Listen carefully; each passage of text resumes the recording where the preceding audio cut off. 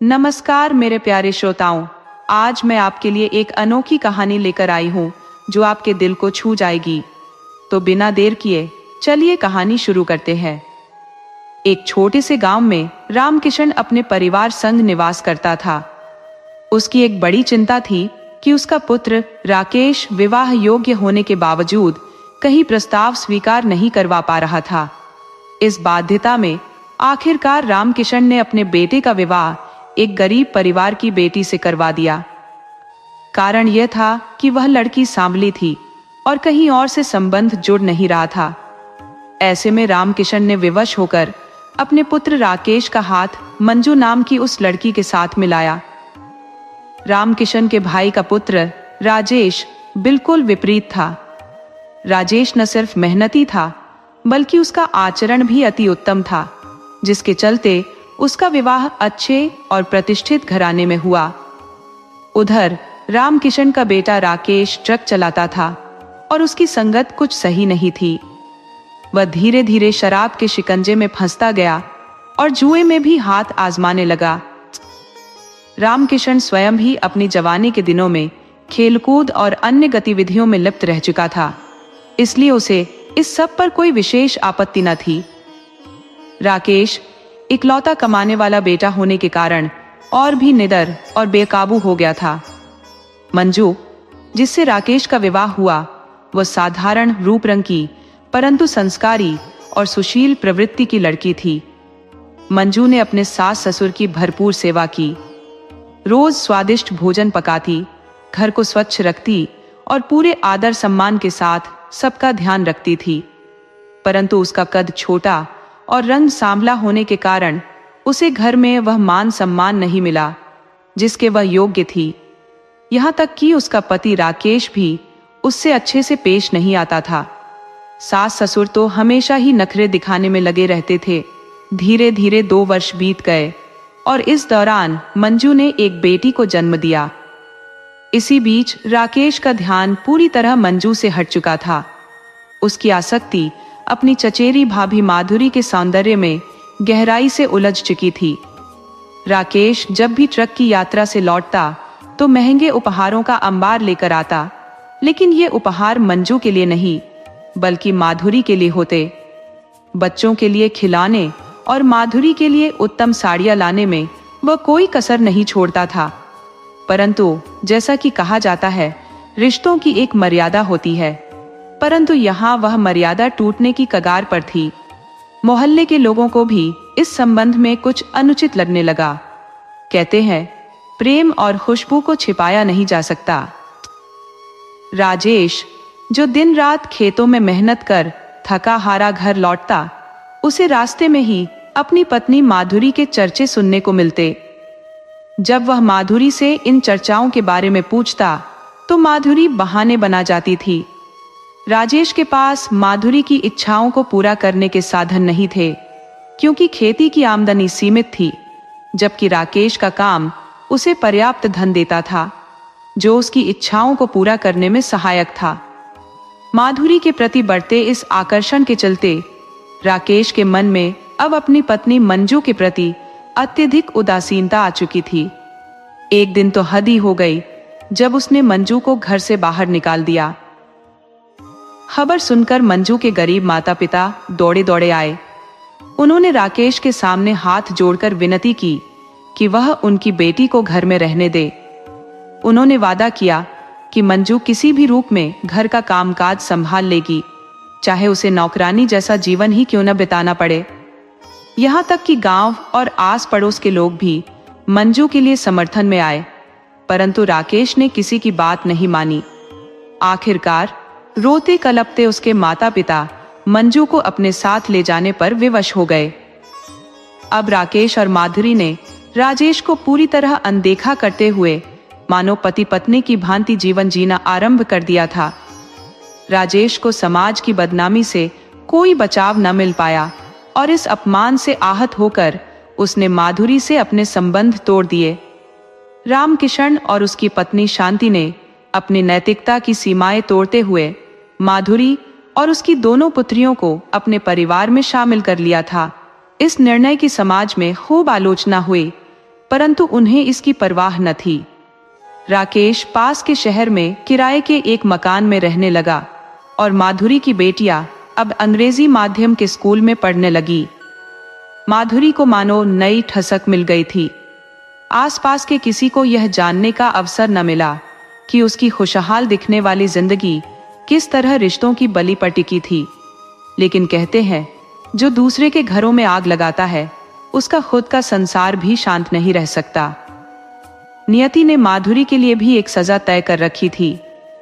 राकेश, जो पहले अंजू से सेवा करवा लेता था, अब 2 बच्चों की परवरिश और माधुरी की हर मांग पूरी करने में फंस गया था। रोज शराब के नशे में धुत होकर दोस्तों के संग जुआ खेलने बैठ जाता और काम पर कभी कभी ही जाता था। धीरे धीरे उसने घर का सामान भी बेचना शुरू कर दिया। यही वह चमक दमक थी जिसके मोह में फंसकर माधुरी ने अपनी खुशहाल गृहस्थी को त्याग दिया था और अब राकेश उसकी इस चमक को खत्म करने पर उतारू था। माधुरी ने जब यह सब देखा तो क्रोधित होकर राकेश का विरोध किया, लेकिन राकेश शराब के नशे में उन्मत्त होकर उस पर झल्लाया और मारपीट पर उतर आया। उसने माधुरी से ताने कसते हुए कहा, क्या यह सब कुछ तुम अपने साथ लाई थी? ये सब मेरा है, मैं इसे जैसे चाहूं इस्तेमाल करूंगा। माधुरी ने अपनी बेटियों की कसम खाकर उसे चुनौती दी, परंतु राकेश ने और अधिक अपमानित कर उसकी असहनीय स्थिति बना दी। आखिरकार यह स्थिति इतनी बिगड़ गई कि राकेश ने माधुरी को छोड़कर अपना घर वापस लौटने का निर्णय लिया। माधुरी के पास अब कोई सहारा नहीं था। उसके मायके वालों ने तो पहले ही उससे संबंध तोड़ लिया था। निराश्रित माधुरी अपने अंतिम सहारे अपनी मौसी के पास चली गई, जिसके पास उसे थोड़ा सुकून और आश्रय मिल सका। रामकिशन का लाडला बेटा राकेश फिर अकेला रह गया। शांति देवी को भी उनके कर्मों का दंड मिला और वे लकवाग्रस्त हो गई। इस पीड़ा के साथ उन्होंने 1 महीने तक बिस्तर पर संघर्ष किया और अंततः भगवान को प्यारी हो गई। इसी दौरान एक और विपदा आ गई। एक दिन राकेश जब ट्रक लेकर गया तो उसका गंभीर हादसा हो गया और वह बुरी तरह घायल होकर लौट आया। अब हालात यह हो गए कि 2 वर्षों के भीतर दोनों परिवार, जिनमें 2 महिलाएं और 3 मासूम बच्चियां थीं, दरबदर भटकने पर मजबूर हो गए। समय का पहिया धीरे धीरे घूमता रहा और जो कभी चहल पहल से गूंजता यह विशाल घर था, अब सोनेपन का बसेरा बन गया था। बाप बेटे मानो किसी उजाड़ बस्ती के अकेले बाशिंदे हों, निर्जनता में भटकते रहते थे। रामकिशन अपने गंजे सिर पर हाथ फेरते हुए मन ही मन सोचता रहता कि यह क्या दुर्दशा हो गई। क्या उसका वंश समाप्ति की कगार पर आ खड़ा है? उधर राकेश भी अपनी रंगीन कारस्तानियों में 40 की उम्र तक पहुंच चुका था। इसी दौरान एक दूर के रिश्तेदार ने उनके समक्ष विवाह का प्रस्ताव रखा। उसने बताया कि एक सुंदर कन्या उपलब्ध है, परंतु इसके लिए थोड़ा खर्चा उठाना पड़ेगा, क्योंकि लड़की के माता पिता पर प्रभाव डालना आवश्यक होगा। रिश्तेदार ने अपनी बात को आगे बढ़ाते हुए बताया कि उसने उन्हें यह विश्वास दिलाया है कि राकेश का परिवार बहुत संपन्न है। राकेश और रामकिशन ने इस प्रस्ताव को सहर्ष स्वीकार किया। रिश्वत के दम पर उस रिश्तेदार ने लड़की से उनकी मुलाकात करवाई। राकेश उस लड़की को देखकर अत्यंत प्रसन्न हुआ। लंबा कद, सुंदर नाक नक्श, गोरा रंग और मात्र 20 वर्ष की आयु। उसकी खूबसूरती ने राकेश को मोहित कर लिया और उसने उसे किसी कीमती रत्न की तरह अपने जीवन में लाने का निर्णय कर लिया। अपने रिश्तेदार की मदद से उसने लड़की और उसके परिवार को प्रभावित करने में कोई कसर नहीं छोड़ी। राकेश ने शादी का प्रस्ताव रखते हुए लड़की के माता पिता से कहा कि वह हर हाल में इस रिश्ते को निभाएगा। माता पिता ने जानकारी दी कि लड़की का पति 2 साल पहले आत्महत्या कर चुका है, लेकिन यह बात राकेश को निरुत्साहित न कर सकी और उसने जिद के बल पर उस सुंदर कन्या को अपने जीवन में शामिल कर लिया। जीवन का यह नया अध्याय राकेश के लिए अत्यंत सुखद साबित हुआ। शुरुआती 1 वर्ष तक राकेश ने अपनी नवविवाहिता पत्नी मीना को नाना प्रकार के व्यंजनों का स्वाद चखाया। होटल, ढाबे, ठेले, हर जगह से वह लजीज पकवान लेकर आता, चाहे वह चाट हो या पानी पूरी। कुछ समय पश्चात रामकिशन की इच्छा हुई कि अब बहू घर के कार्यभार को संभाले। एक दिन उसने बाजार से सब्जियां मंगवाई और अपनी संगत के साथ बाहर बैठ गपशप में व्यस्त हो गया। कुछ समय बाद उसे भूख सताने लगी तो वह भीतर भोजन की सुध लेने गया। अंदर का दृश्य देखकर वह हतप्रभ रह गया। चूल्हा ठंडा पड़ा था और बहू मीना गहरी नींद में थी। ये देख उसके मन में क्रोध की ज्वाला भड़क उठी। उसने गुस्से में दहाड़ते हुए मीना को उठाया और पूछा, खाना क्यों नहीं बनाया? मीना ने अनमने ढंग से जवाब दिया, मेरा पेट दर्द कर रहा है, मैं खाना नहीं बना सकती। रामकिशन का धैर्य जवाब दे गया। उसने गुस्से में कहा, तो खाना क्या तुम्हारा बाप बनाएगा? इस पर मीना तेजी से उठकर खड़ी हुई और तीखे स्वर में जवाब दिया, मेरे पिता पर मत जाइए, नहीं तो। रामकिशन का पारा और चढ़ गया, परंतु मीना ने भी हार मानने का नाम नहीं लिया। रामकिशन ने अपनी नई बहू मीना पर काफी रुपए खर्च कर उसे घर की जिम्मेदारियों में लगाने का सपना देखा था, लेकिन चीजें उसके अनुकूल नहीं हो रही थी। एक दिन जब रामकिशन ने मीना को खाना न बनाने पर फटकार लगाई तो मीना ने भी बेजा हरकतें दिखाई। दोनों में शब्दों का संग्राम हुआ, जहां मीना ने तीखे और अप्रत्याशित शब्दों का बौछार कर दिया। रामकिशन के मित्र बाहर खड़े तमाशबीन की भांति उनके झगड़े को देखते हुए मुस्कुराते रहे। राकेश के आने पर हालात ने और भी रोचक मोड़ लिया। रामकिशन ने राकेश से अपने समर्थन की अपेक्षा की, लेकिन मीना ने लाठी उठाकर ही पलटवार कर दिया, जिससे राकेश अचंभित रह गया। उसकी क्रोध में तनी हुई मांसपेशियों और उग्रता से लाल चेहरा देखकर हर कोई चकित था। मीना ने खुद को निर्भीकता से स्थापित किया और चुनौतीपूर्ण शब्दों में राकेश को ललकारा। इस घटनाक्रम की चर्चा गांव में आग की तरह फैल गई और लोग रामकिशन और उसके परिवार की दुर्दशा पर मन ही मन हंसी कर रहे थे। गांव के लोग सलाह देते दिखे कि यह बहू अपने व्यवहार से अत्यंत अप्रत्याशित है। एक दिन मीना ने घर के कपड़े इकट्ठा करके उनमें आग लगा दी, जिससे मोहल्ले वालों को भी हस्तक्षेप करना पड़ा। आखिरकार मोहल्ले वालों की सलाह पर रामकिशन और राकेश को मीना के व्यवहार पर नियंत्रण के लिए गंभीर विचार करना पड़ा, क्योंकि उन्हें लगने लगा कि यह समस्या केवल झगड़े तक सीमित नहीं है। कहते हैं, विधि का विधान अटल है, और रामकिशन और राकेश ने इस कटु सत्य का सामना कर लिया। वर्षों की बेइज्जती और घमंड अब निरर्थक हो गए थे, लेकिन फिर भी उन्हें इस अपमानजनक परिस्थिति को स्वीकार करना पड़ा। आखिरकार वंश को आगे बढ़ाने का दायित्व भी था। मीना ने न केवल 4 संतानों को जन्म दिया, 3 पुत्र और 1 कन्या, बल्कि उनकी देखभाल से भी खुद को अलग कर लिया। बच्चों का भरण पोषण रामकिशन और राकेश के जिम्मे था। राकेश सुबह सुबह खाना बनाकर ऑटो चलाने निकल जाता और रामकिशन दिन भर बच्चों की देखभाल में जुटे रहते। कभी अगर विरोध में कुछ कहने की कोशिश करते तो मीना का क्रोध उन पर भारी पड़ता। मीना दिन भर आराम फरमाती, पूरियों का आनंद लेती और अगर कभी पैसे की कमी हो जाती तो गांव के लड़कों से पैसे उधार ले लेती। शर्मिंदगी के मारे रामकिशन और राकेश को मजबूरन उसे पैसे देने पड़ते थे।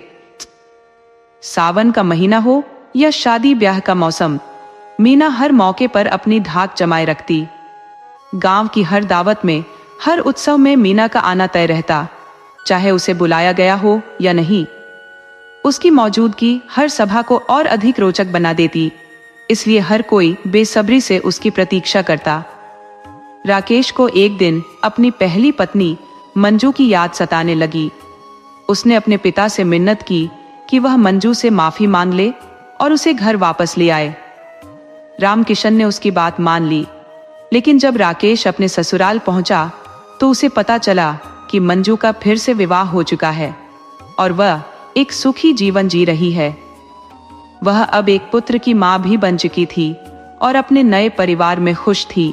मंजू की जिंदगी में अब स्थिरता और प्रसन्नता आ चुकी थी, जबकि रामकिशन और राकेश ने अपने लिए जो बीज बोए थे, अब उन्हें उसकी फसल काटनी पड़ रही थी। गांव में लोगों का मानना था कि जैसा कर्म उन्होंने मंजू के साथ किया था, उसकी सजा उन्हें मीना के रूप में मिली। मीना ने न केवल उनकी हेकड़ी तोड़ी, बल्कि उनके अहंकार को भी चूर कर दिया। वह बहू, जिसने उन्हें हर मोड़ पर नीचा दिखाया, गांव वालों के लिए एक न्याय का प्रतीक बन गई।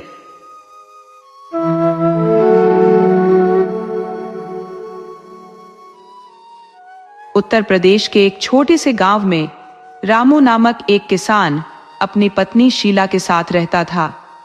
विरासत के रूप में उसके पास बस एक साधारण मिट्टी का कच्चा मकान था। उसके पास कोई जमीन जायदाद नहीं थी और उसका जीवन पूरी तरह से दूसरों के खेतों में मजदूरी करके चलता था। लेकिन रामू के जीवन में एक अद्भुत गुण था। उसका परिवार कभी भूखे नहीं सोता था, न ही कपड़ों की कमी उन्हें कभी महसूस हुई। रामू कभी भी अपनी मजदूरी खुद तय नहीं करता था। वह जहां भी काम मिलता, ईमानदारी और मेहनत से करता। इस गुण के कारण गांव के ज्यादातर किसान और जमींदार उसे ही काम देना पसंद करते थे। हालांकि वह अपनी मजदूरी तय नहीं करता था, फिर भी उसे वही पारिश्रमिक मिल जाता था जो उस समय के सामान्य मजदूरों को दिया जाता था। समय के साथ रामू और शीला के 6 बच्चे हो गए, 4 बेटे और 2 बेटियां। उनके सबसे छोटे बेटे की उम्र सिर्फ 9 महीने थी जब रामू काम के भारी बोझ के कारण बीमार पड़ गया। तमाम हकीमों और दवाइयों के बावजूद रामू की हालत नहीं सुधरी और वह अपनी पत्नी और बच्चों को छोड़कर संसार से विदा हो गया। रामू के जाने के बाद गांव वालों की मदद से शीला ने उसका अंतिम संस्कार करवाया। शीला एक समझदार और बचत करने वाली गृहिणी थी। उसने उन पैसों का सहारा लिया जो उसने वर्षों से बचाकर रखे थे। उस समय सबसे बड़े बेटे की उम्र लगभग 10 से 12 साल रही होगी। शीला के सामने अब एक बड़ी चुनौती थी। इन नन्हे बच्चों की परवरिश कैसे करे? वह बहुत विचार मग्न थी, लेकिन फिर उसने निर्णय लिया कि वह अपने बच्चों को लेकर अपने मायके चली जाएगी। शीला के भाइयों ने भी उसकी मदद की। उनके पास अच्छी खासी जमीन थी और शीला ने अपने भाइयों के खेतों में भी काम करना शुरू कर दिया।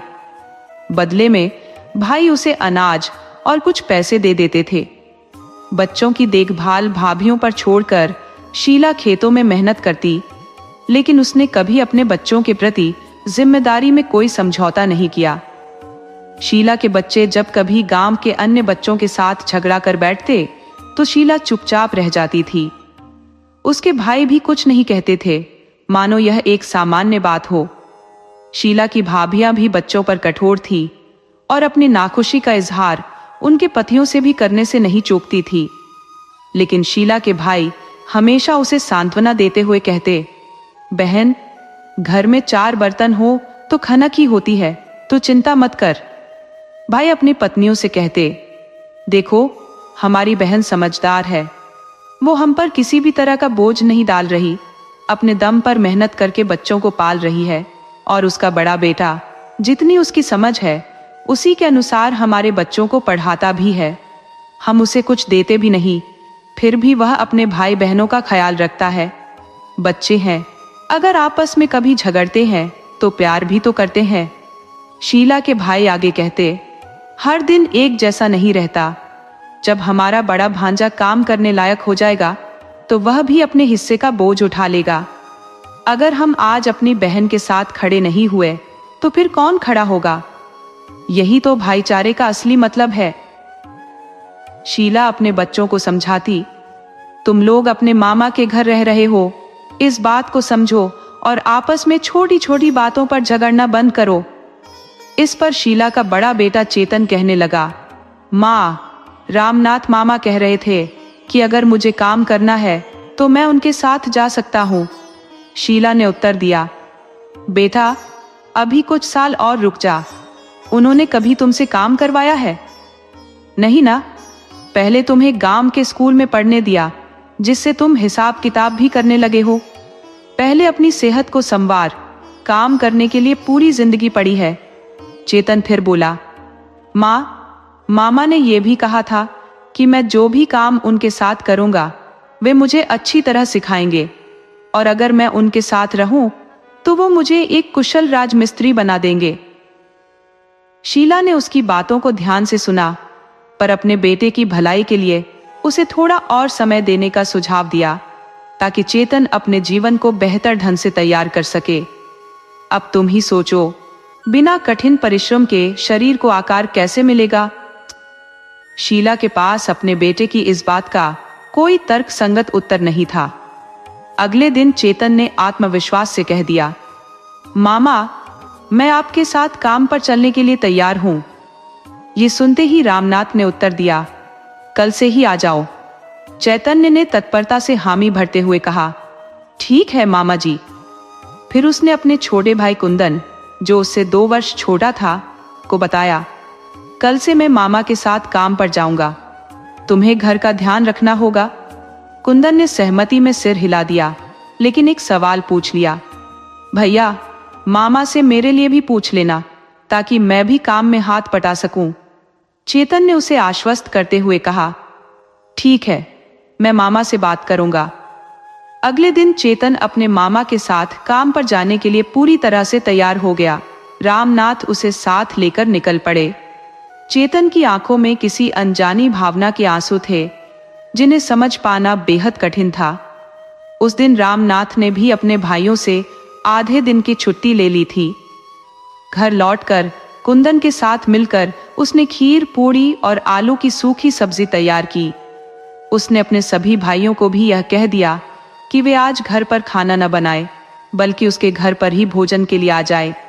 शाम होते होते चेतन भी काम से लौट आया। घर से उठती पकवानों की महक ने उसकी भूख को और बढ़ा दिया। उसने माँ से कहा, माँ, बहुत भूख लगी है, खाना दे दो। माँ ने प्यार से जवाब दिया, बिल्कुल बेटा, तुमने आज सारा दिन काम किया है, भूख तो लगनी ही थी। जाओ, पहले हाथ मुंह धो लो। यहाँ गर्म पानी रखा है, उससे अच्छे से साफ कर लो। चैतन्य के हाथ मुंह धोने तक कुंदन अपने मामाओं को बुलाकर ले आया। झिला ने अपने हाथों से सभी को खाना परोसा और कहा, भैया, आज मेरा बेटा काम पर गया था, इसलिए मैंने उसके लिए ये सब बनाया है। सोचा आप सभी को भी खिलाऊं। आज 4 साल बाद मुझे बहुत अच्छा महसूस हो रहा है। चेतन के पिता अमावस्या के दिन इस प्रकार का भोजन अक्सर बनवाया करते थे, किंतु इन 4 वर्षों में बच्चों ने कभी भी किसी विशेष पकवान की मांग नहीं की। आज अगर उनके पिता जीवित होते तो अपनी सामर्थ्य के अनुसार एक भव्य भोज का आयोजन करते। यह सोचते हुए शीला भावुक हो गई। उसकी आंखें भर आईं और वह रो पड़ी। उसके भाइयों ने उसे ढांढस बंधाते हुए कहा, बहन, जीजाजी की उम्र इतनी कम थी, ये दुर्भाग्यपूर्ण है, लेकिन अब बच्चे भी बड़े हो रहे हैं, उनके साथ खुश रहना सीखो। सभी भाइयों ने मिलकर शीला को समझाया और फिर भोजन का आनंद लिया। अगली सुबह एक अजीब संतोष और प्रसन्नता के साथ हुई। सभी के चेहरों पर एक ऐसी चमक थी जो इन 4 सालों में कभी देखने को नहीं मिली थी, मानो वे इस खुशी के लिए वर्षों से तरस रहे थे। पहले के विपरीत उनके चेहरे अब डरे हुए नहीं लगते थे। चेतन का छोटा भाई कुंदन उस दिन कुछ कह न सका था, शायद वह खुशी में भूल गया था। अगले दिन जब रामनाथ चेतन को लेने आए तो चेतन ने कहा, मामा जी, मेरा छोटा भाई कुंदन भी आपके साथ काम करना चाहता है। रामनाथ ने मुस्कुराते हुए कहा, बेटा, हमारा काम ऐसा है कि जितने भी लोग हों कम ही पड़ते हैं। अगर कुंदन भी साथ आना चाहता है तो हमारे दिल में उसके लिए जगह है। इस प्रकार दोनों भाई चेतन और कुंदन रामनाथ के साथ काम पर जाने लगे। दोनों बड़े मनोयोग से काम करते थे। चिनाई के दौरान चेतन रामनाथ को सही प्रकार की ईंटें देता था। उसने कुछ ईंटों को इकट्ठा कर अलग अलग जगह रख लिया था, ताकि जरूरत पड़ने पर रामनाथ को सुविधा हो। रामनाथ ने जब यह देखा तो जिज्ञासावश पूछ लिया, बेटा, ये सब क्यों कर रहे हो?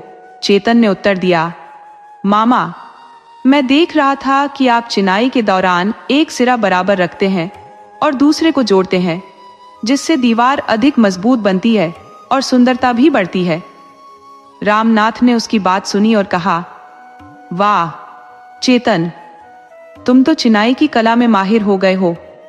शाम को जब वे घर लौटे तो शीला ने पहले से ही गर्म पानी की व्यवस्था कर रखी थी। उसने अपनी बेटी संतोष से कहा था कि वह अपने भाइयों के लिए पानी तैयार रखे। भोजन बनाते समय शीला ने सभी को अपने हाथों से खाना खिलाया और कहा, आज मेरे बेटे ने मेहनत की है, इसलिए मैंने ये सब उसके लिए तैयार किया है। सोचा आप सभी को भी साथ में खिलाऊं। इसके बाद शीला ने अपनी बेटी से कहा, संतोष, अब तुम बड़ी हो रही हो, घर के कामों में मेरा साथ दिया करो। कल से रसोई के काम भी सीखो ताकि तुम धीरे धीरे सब कुछ कर सको। संतोष ने मां की बात को ध्यान से सुना और मन ही मन स्वीकार कर लिया। चेतन और कुंदन सोच रहे थे, हम तो काम पर गए थे, लेकिन मां ने संतोष को भी सीखने की सलाह दे डाली। वे सिर्फ सोच सकते थे, क्योंकि मां के निर्णय के विरुद्ध बोलने की हिम्मत किसी में नहीं थी। ऐसा कहा जाता है कि ननिहाल में बच्चे बिगड़ जाते हैं, किंतु इन 6 भाई बहनों में शरारत का कोई नामो निशान नहीं था। जिन बच्चों के सिर पर माता पिता का साया नहीं होता, वे या तो गलत संगत में पड़ जाते हैं या बिगड़ जाते हैं। लेकिन शीला के सभी बच्चे डर के बावजूद अपने भविष्य के प्रति सजग रहते थे और अवसर मिलते ही काम पर निकल जाते थे। दोनों भाइयों ने यह निश्चय कर लिया था कि 2 वर्ष बाद संतोष की शादी करा देंगे। इस बीच शीला ने सिलाई का काम सिखाकर संतोष को भी आत्मनिर्भर बना दिया। संतोष और मां की मेहनत से घर की दैनिक आवश्यकताएं पूरी हो जाती थी। उनके पास रहने के लिए मामाओं के घर थे, इसलिए रोटी और कपड़े की जरूरत ही प्रमुख थी। शीला ने अपने सभी बच्चों को संस्कारों और परंपराओं में ढालते हुए जीवन की कठिनाइयों का सामना करना सिखाया। वह प्रभु से सिर्फ एक ही प्रार्थना करती थी कि कालू, जो अभी 14 वर्ष का ही था, जल्दी से बड़ा हो जाए ताकि वह अपने परिवार को लेकर ससुराल लौट सके। जब उसके पति का निधन हुआ था तब कालू मात्र 9 महीने का था। शीला का मानना था कि यदि श्री राम ने 14 वर्षों का वनवास सह लिया तो उसका कालू तो अपनों के बीच अपने ननिहाल में ही है।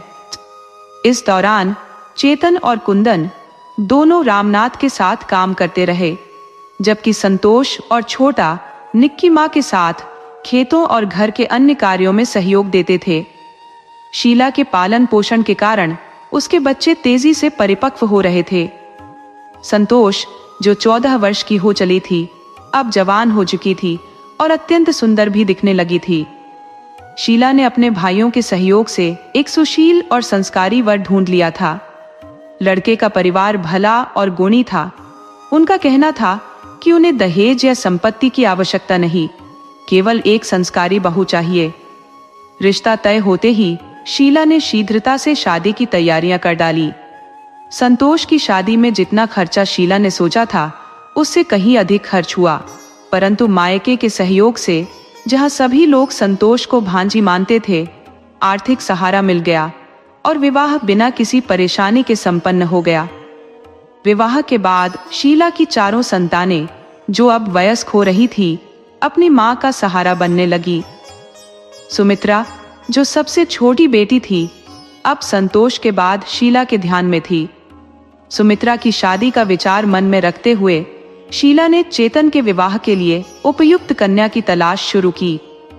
उसने समय बीतने का बहाना बनाकर चेतन को 20 वर्ष का होने दिया और एक सर्वगुण संपन्न मगर साधारण परिवार की कन्या से उसका विवाह करा दिया। चेतन की पत्नी जयवती गुणों में अद्वितीय थी और उसने शीघ्र ही पूरे परिवार का स्नेह जीत लिया। जयवती ने शीला को घर के कामों से राहत दी और सुमित्रा के साथ मिलकर घर का पूरा भार संभाल लिया। वह प्रातः काल उठती, घर की सफाई करती, नहाकर शीला का आशीर्वाद लेती और पूरे परिवार के लिए नाश्ता तैयार करती। वह चेतन और कुंदन के लिए लंच भी पैक करती और बाद में स्वयं नाश्ता करती। चेतन और कुंदन अब राजमिस्त्री का कार्य पूर्ण रूप से सीख चुके थे और ठेके पर काम करने लगे थे। तीसरे भाई निक्की को भी वे अपने साथ काम पर ले जाते थे। हालांकि निक्की को इस काम में रुचि नहीं थी और उसने माँ से कहकर काम छोड़ दिया और मामा के साथ खेती में लग गया। चेतन ने उससे कहा था, भाई, काम वही अच्छा लगता है जो आत्मा को संतोष दे। जहां मन न लगे वहां काम भी ठीक से नहीं हो पाता। निक्की और छोटा भाई कालू दोनों अब मामा के साथ खेती में लगे हुए थे। चेतन ने कालू को समझाते हुए कहा, तू तो सबसे छोटा है, सभी का प्यार तेरे ऊपर है। जब तुझे किसी कार्य में रुचि हो तो बता देना, किसी प्रकार की झिझक मत रखना। वैसे भी अब हमें किसी कठिनाई का सामना नहीं करना पड़ता। शीला ने यह बातें सुनी तो जैसे उसके मन की गहराइयों से एक स्मृति झांकने लगी। स्वर्गीय पति की याद, जो अब केवल एक अतीत बनकर रह गए थे। उसने आकाश की ओर निगाहें उठाई और मन ही मन बोली, देख रहे हो चेतन के पापा, तुम्हारे सभी बच्चे कितने समझदार और आत्मनिर्भर हो गए हैं। चेतन तो बिल्कुल आप पर ही गया है, वही भाइयों और बहनों की चिंता करने वाला स्वभाव। काश आप यहां होते तो कितने प्रसन्न होते। ये कहते हुए शीला की आंखों में आंसू उमड़ पड़े। तभी जयवती वहां आई और अपनी सास को रोते हुए देखकर बोली, मां जी, आप क्यों रो रही हैं? शीला ने आंसू पोंछते हुए कहा, अरे नहीं बहू, मैं रो नहीं रही। चेतन का भाई बहनों के प्रति स्नेह देखकर मन बस खुशी से भर आया है। समय अपने पंख लगाकर उड़ता चला गया, क्योंकि समय कभी किसी के लिए ठहरता नहीं है। एक दिन जयवती ने शीला से कहा, माँ जी, क्या मैं 2 दिन के लिए अपने पीहर जा सकती हूँ? मुझे अपने छोटे भाई बहनों की बहुत याद आ रही है। शीला ने मुस्कुराते हुए उत्तर दिया, अरे मैं तो तुझसे यही कहने वाली थी कि तू अपने पीहर क्यों नहीं जाती? जयवती ने उत्तर दिया, माँ जी, यहाँ आप सबके प्यार में मायके की याद कहीं खो सी गई थी, लेकिन उस दिन आपकी आंखों में आंसू देखकर और भाई बहनों का प्यार देखकर मुझे अपने पीहर की बहुत याद आने लगी। शीला ने कहा, चिंता मत कर बहू, मैं चेतन से कह दूंगी, वह तुझे तेरे मायके छोड़ आएगा। जयवती के चेहरे पर संतोष की हल्की मुस्कान फैल गई, जिसे शीला ने भांप लिया। शाम को जब चेतन घर लौटा तो शीला ने भोजन के बाद उसे बुलाकर कहा, बेटा, बहू को 2 दिन के लिए उसके मायके छोड़ा। चेतन ने उत्तर दिया, माँ, इस समय काम का बहुत भार है, मैं नहीं जा पाऊंगा। आप कुंदन से कह दे, वह भाभी को घुमा लाएगा। शीला ने कुंदन से पूछा, तुम्हारे भाई ने कुछ कहा है? कुंदन बोला, हाँ माँ, भाई कह रहे थे कि मैं भाभी को उनके मायके ले जाऊं।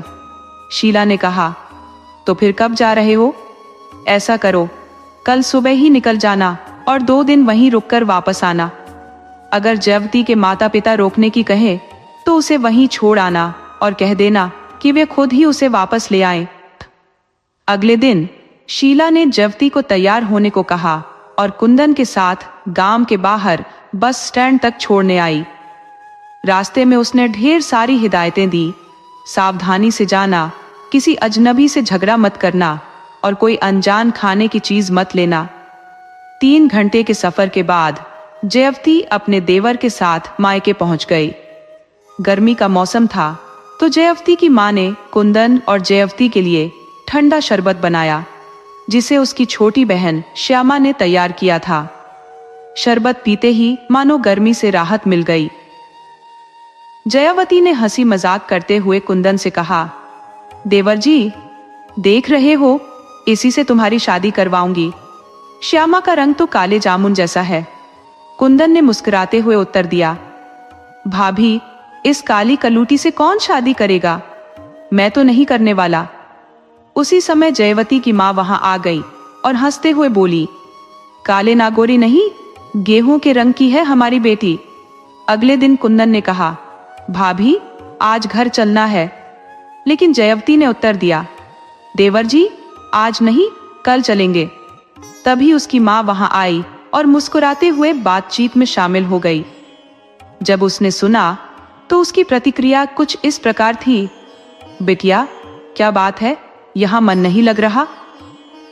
जयवती ने शांत स्वर में जवाब दिया, माँ ऐसी कोई बात नहीं है। माझी ने मुझसे 2 दिन और रुकने का आग्रह किया है। अगर आप चाहती हैं कि मैं रुकूं, तो आपको मुझे यहां भिजवाने की व्यवस्था करनी होगी।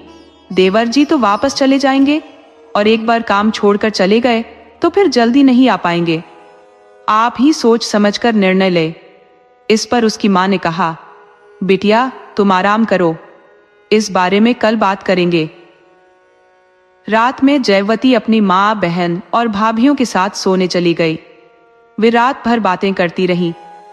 जयवती की बातों से उसकी माँ और बहनों को बहुत खुशी मिली। वहीं उसकी भाभी अंदर ही अंदर जल रही थी। मन में सोच रही थी, भगवान कैसी किस्मत पाई है इस जयवती ने। विवाह के बाद कितनी खुशहाल है ससुराल में, जहां सब उसे बेहद प्यार और सम्मान देते हैं। और मुझे देखो, मैं तो जैसे दिन रात कोलू के बैल की तरह पीसती रहती हूँ, सुबह से लेकर रात तक, जब तक ये लोग सो नहीं जाते, और कभी किसी के मुंह से प्यार के 2 शब्द भी नहीं निकलते। धन्य है जयवती की किस्मत, जिसे इतना अच्छा ससुराल मिला। उधर कुंदन अपने भाई के सालों और ससुर के पास सोया था। उसे आधी रात के बाद ही नींद आई। तभी सब उसे बार बार कुछ पूछने की कोशिश कर रहे थे। बॉबी के पिता ने कहा, बेटा कुंदन, तुम चेतन से बस 2 साल छोटे हो। उनकी शादी को 2.5 साल हो गए और तुम्हारी शादी के बारे में चेतन और तुम्हारी माँ क्या सोच रही है? इस पर कुंदन ने कहा, मौसा जी, 6 महीने बाद जब कालू की उम्र 14 साल हो जाएगी, तब हम अपने पुश्तैनी गांव जाएंगे। जब वहां पर सारी व्यवस्थाएं कर लेंगे, तब सुमित्रा की शादी हो जाएगी। कुंदन की बात सुनकर चेतन के ससुर ने लंबी सांस लेते हुए कहा, हाँ बेटा, यही सही रहेगा। पहले बिटिया की शादी हो जाएगी, दोनों बहनें अपने घर की हो जाएंगी, और फिर तुम तीनों भाई एक एक करके शादी कर लेना। सुबह कुंदन अपने तय समय पर जाग गया। वह अपने भाई के सालों के साथ गांव के बाहर तालाब के पास अपनी जरूरतों को पूरा करने चला गया। अकुआ के पास पहुंचकर उसने हाथ मुंह धोए और पास के नीम के पेड़ से दातून तोड़ी। थोड़ी देर बाद वह दातून करते हुए घर लौट आया। बैठक में पहुंचकर उसने अपने आप को थोड़ी राहत दी। इसी बीच श्यामा सभी के लिए नाश्ता ले आई। सभी ने आराम से नाश्ता किया। फिर कुंदन ने कहा, अब मुझे निकलना पड़ेगा। यह सुनकर भाभी के पिता बोले, इतनी जल्दी क्या है बेटा? कुंदन ने अपने काम की बात कहकर उन्हें चुप करा दिया। तभी भाभी भी अपनी माँ के साथ आ गई। भाभी ने कहा, देवर जी तुम जाओ, मैं 2-4 दिन बाद आ जाऊंगी। कुंदन ने उत्तर दिया, भाभी आप बता तो चुकी होंगी ना, क्योंकि मैं लेने नहीं आ पाऊंगा और हमारे यहाँ से कोई और भी नहीं आ पाएगा। आपको अपने भाई या पिताजी के साथ आना होगा। भाभी के माता पिता ने आपस में कुछ बात की और कहा, नहीं बेटा, तुम अपने साथ ही उसे ले जाओ, सही रहेगा। जयवती पहले ही सभी से मिल चुकी थी। उसकी माँ ने कहा, शादी के बाद लड़कियां ससुराल में ही अच्छी लगती हैं, लेकिन खाना खाकर जाना। दोनों देवर भाभी ने खाना खाया और फिर विदा ले ली। जब वे शाम 3 बजे घर पहुंचे तो कुंदन की माँ ने देखा और कहा, मैंने कहा था ना बेटा, 2 दिन के लिए घुमाने ले जाना, लेकिन ये क्या किया, कल गए और आज ही वापस आ गए। कुंदन ने सफाई दी, माँ हमारा काम छोटा था, 2 दिन का ही, आपने भी तो कहा था। इस पर शीला चुप हो गई। जयवती ने भी कहा, माँ हम सभी से मिल चुके थे, अब रुककर क्या करते। शीला ने कहा, अच्छी बात है, अगली बार चेतन को साथ भेजूंगी। गांव में सभी शीला की सराहना करते थे। उसने अपने भाइयों के खेतों में काम करके अपने 6 बच्चों का पालन पोषण किया था। ये सबके लिए आसान काम नहीं था। समय इसी तरह बीतता गया। एक दिन शीला ने अपने भाइयों से गांव जाने की बात की तो चेतन और कुंदन से लोग पूछने लगे, भाई यहाँ कोई परेशानी है तो बताओ, पर गांव मत छोड़ो। शीला को यह दिखाना था कि वह अपने देवर जेठ को बिना बाप के बच्चों का पालन पोषण कर सकती है। गांव जाने से 1 महीने पहले वह अपने बेटे चेतन और कुंदन के साथ ससुराल पहुंच गई। वहां देखा कि उनके मकान पर रिश्तेदारों ने कब्जा कर लिया था। शीला अपने बेटों को लेकर गांव के नंबरदार के पास पहुंची, जहां उसका पति काम करता था। चेतन ने नंबरदार के पांव छूकर अपना अभिवादन किया और अपने चाचा ताऊ की करतूतों का खुलासा करते हुए अपना परिचय दिया। तब नंबरदार ने कहा, बेटा चेतन, क्या तुम्हें केवल अपना घर ही चाहिए या मैं तुम्हें किसी और स्थान का सुझाव दूं जहां तुम अपना घर बना सको? इस बार चेतन की मां ने चेतन को हामी भरने की अनुमति दे दी। जब नंबरदार मोहल्ले में पधारे तो सारे लोग खरगोश के कान की तरह सतर्क हो गए। नंबरदार ने प्रधान जी को बुलाया और उनसे कहा, प्रधान जी, इस खेत में से थोड़ी जगह निकालिए और रामू के चारों लड़कों को दे दीजिए ताकि उनके घर बन सके। प्रधान जी ने सहमति में सिर हिलाया। जब प्रधान जी भूमि मापने लगे तभी दूसरे कुएं के कुछ लोग नंबरदार के पास आए, हाथ जोड़कर उनका अभिवादन किया।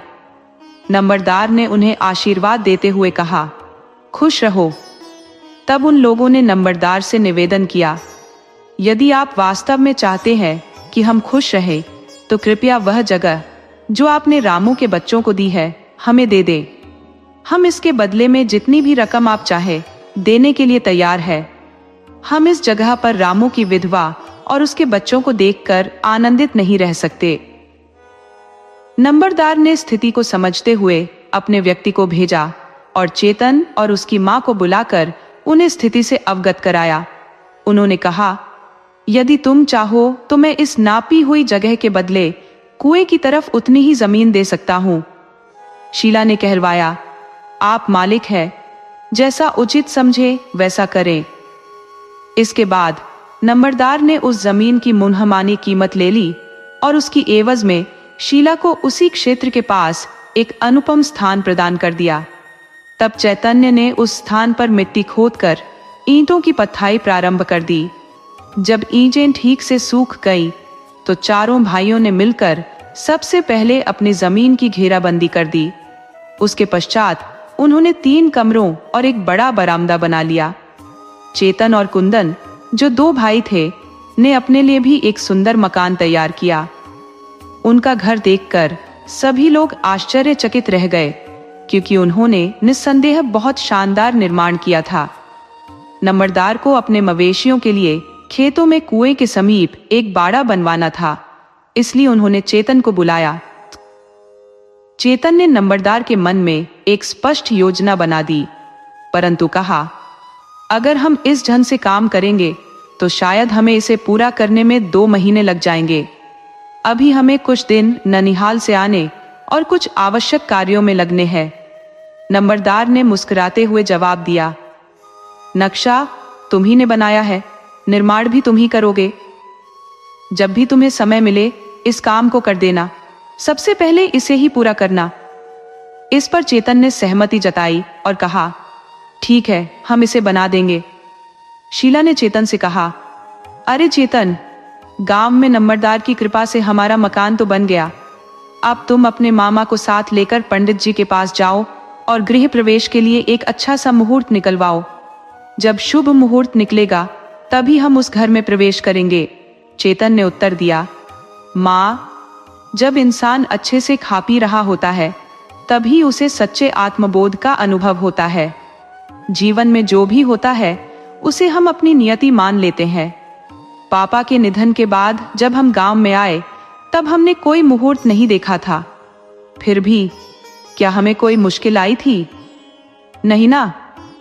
तो अब जब हमने मेहनत और नंबरदार की मदद से अपना घर बना लिया है तो इसके लिए किसी मुहूर्त की आवश्यकता क्यों? शीला ने अपनी भावना व्यक्त करते हुए कहा, बेटा, मैं भी तो ससुराल तभी आई थी जब विवाह का शुभ मुहूर्त निकला था। चेतन कुछ अनमने ढंग से बोला, माँ, शायद इसी कारण पापा हमें छोड़कर चले गए।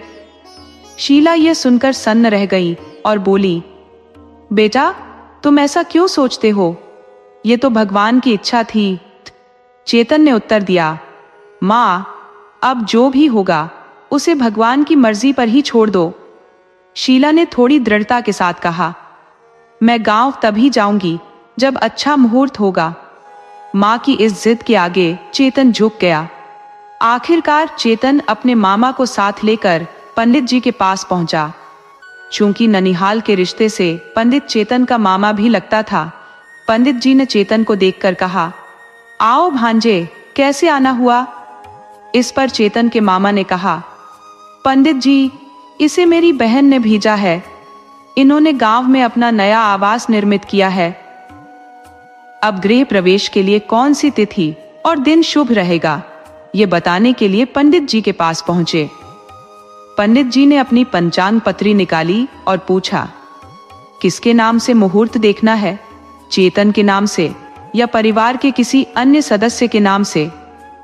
तभी चेतन के मामा बोले, पंडित जी, चेतन इस घर का बड़ा बेटा है, उसी के नाम से मुहूर्त देख लीजिए। पंडित जी ने पंचांग देखकर गहन विचार किया और 15 दिन बाद की एक शुभ तिथि बताई। चेतन ने मामा जी के माध्यम से पंडित जी को ₹11 दक्षिणा दी, लेकिन पंडित जी ने पैसे देखते ही पूछा, ये राशि किसने दी है? मामा जी ने कहा, चेतन ने ही दी है। इस पर पंडित जी ने वह राशि चेतन को लौटा दी और बोले, तू शीला का बेटा है तो मेरा भी भांजा हुआ। मैं भांजे से दक्षिणा नहीं ले सकता। चेतन अपने मामा के साथ घर लौटा और मां को बताया कि 15 दिन बाद गृह प्रवेश का शुभ मुहूर्त है। उसने मां से पूछा, अब बताओ, गृह प्रवेश के लिए और क्या क्या करना होगा? शीला ने कहा, वहां सत्यनारायण भगवान की कथा का आयोजन करेंगे और तुम्हारे भाइयों व रिश्तेदारों को एक भोज भी देना पड़ेगा। चेतन ने चिंतित होकर कहा, मां, इस तरह तो सुमित्रा की शादी में देरी हो जाएगी, नहीं तो हमें फिर से कर्ज लेना पड़ेगा। शीला ने शांत भाव से जवाब दिया, जब समय आएगा तब देखेंगे। चेतन ने कुंदन, निक्के और कालू को भी इस शुभ मुहूर्त की जानकारी दी और सभी को आगाह किया कि हम सबको इस दौरान बहुत मेहनत करनी पड़ेगी, तभी ये सभी खर्च पूरे हो पाएंगे। कुंदन ने आत्मविश्वास से कहा, भाई चिंता मत करो, गांव के नंबरदार का घेर भी तो बनाना है, वहां से भी कुछ लाभ होगा। चेतन ने हल्की हंसी के साथ कहा, नंबरदार ने हम पर इतना उपकार किया है, क्या हम उनसे मेहनताना मांगेंगे? कुंदन ने भाईचारे के भाव में उत्तर दिया, भाई हम मांगेंगे नहीं, अगर वो खुद अपनी मर्जी से कुछ देंगे तो हम उनके इस उपकार की सराहना करेंगे। यदि वो फिर भी कुछ देते हैं तो क्या करेंगे? चेतन ने जवाब दिया, हाँ कुंदन, तब तो हमें लेना पड़ेगा। कुंदन ने तर्क किया, भाई उन्हें हमें जमीन देने से घाटा नहीं हुआ, बल्कि लाभ ही हुआ था। उस जमीन के सही मूल्य के बदले उन्हें लाभ मिला था। चेतन ने सहमति जताते हुए कहा, बिल्कुल सही। और दूसरा, नंबरदार अपनी प्रतिष्ठा को कभी आघात नहीं पहुंचने देगा। उन्हें डर रहेगा कि अगर उन्होंने मजदूरी नहीं दी और हमने बात फैला दी तो उनकी सामाजिक प्रतिष्ठा पर असर पड़ेगा। चेतन ने कुंदन की बातों से सहमति जताई और गृह प्रवेश की तैयारियों में जुट गया। उसने अपने सगे संबंधियों और मित्रों को आमंत्रित करने की तैयारी कर दी। सत्यनारायण कथा के लिए उसी गांव के पंडित जी को बुलाने का विचार किया ताकि पूजा विधिवत संपन्न हो सके। चेतन के माता पिता के गांव के पंडित ने स्पष्ट कह दिया कि वे हमारे क्षेत्र में नहीं आते। सभी पंडितों के बीच यही रिवाज है कि वे अपने अपने इलाके की सीमा में ही पूजा पाठ करते हैं। चेतन ने अपने मामा के गांव के पंडित से भी संपर्क किया था, लेकिन उन्होंने भी जवाब दिया कि बेटा खुद जाकर जानकारी कर लेना। चेतन ने गांव के नंबरदार को सूचना दी कि हमने फलाने दिन गृह प्रवेश तय किया है, पंडित जी को भी इस बारे में बता दीजिए और कथा का आयोजन करवा दीजिए। नंबरदार ने कहा, चेतन बेटा, मैं पंडित जी से कह दूंगा, लेकिन याद रखना हमारे यहाँ के पंडित दलितों के घर में कथा का आयोजन नहीं करते। तुम लोग अपने घर के बाहर जो मेरा खाली खेत पड़ा है वहीं कथा का सामान रख लेना। साफ सफाई की कोई चिंता मत करना, सब हो जाएगा। चेतन ने अपने भाइयों के साथ मिलकर उस खाली खेत को आधे दिन में ही समतल बना दिया। पानी डालकर उसे अच्छे से तैयार किया और ऊपर से शीला ने गोबर मिट्टी से उसकी लिपाई कर दी, जिससे वह जगह बेहद आकर्षक लगने लगी। नंबरदार ने उसी नियम के पेड़ के नीचे अपनी चारपाई लगवाई और चेतन से कहा, बेटा तुम अपनी तैयारी करो, यह जगह अब तैयार है। और हाँ, ये सामान की सूची ले लो जो कथा के दौरान पंडित जी को चाहिए होगी। नंबरदार ने चेतन को निर्देश दिए कि कथा का सामान एक दिन पहले शाम को लाकर नियम के पेड़ के नीचे रख देना। अपने परिवार और रिश्तेदारों के भोजन का प्रबंध अपने घर के आंगन में कर लेना और भोग का सामान तुम्हारी पत्नी इसी जगह एक कोने में बनाएगी। शीला भोग नहीं बना सकती क्योंकि वह विधवा है और किसी भी शुभ कार्य में विधवा का आगे आना अशुभ माना जाता है। चेतन ने सारी बात समझ ली और तय समय से पहले कथा का सारा सामान नियत स्थान पर रखवा दिया। नाते रिश्तेदार भी दूर दूर से आ पहुंचे थे, जिससे चेतन के घर का माहौल उत्सव जैसा हो गया। मुहूर्त के दिन सुबह से ही लोगों का आना जाना शुरू हो गया। पंडित जी भी सुबह सवेरे ही आ गए और पूजा की तैयारियों में जुट गए। उन्होंने सत्यनारायण जी के लिए केले के पत्तों से सजाई हुई चौकी बनाकर पूजा का स्थान बहुत ही सुंदर ढंग से तैयार किया। पूजा स्थल पर सभी मूर्तियों को दूध और गंगा जल से स्नान कराकर स्थापित किया गया और शंख ध्वनि के साथ पूजा आरंभ हुई। करीब 1 घंटे की कथा और आरती के पश्चात समापन किया गया। इसके बाद पंडित जी और नंबरदार को सम्मान पूर्वक विदा किया गया। बाद में सभी को सामूहिक भोज दिया गया। शाम को कुंदन अपने छोटे भाइयों के साथ बैलगाड़ी में पूजा का सामान लेकर घर वापस आ गया। शीला और जयवती ने उस सामान को व्यवस्थित तरीके से सजा दिया और चेतन रिश्तेदारों की आवभगत में लगा रहा।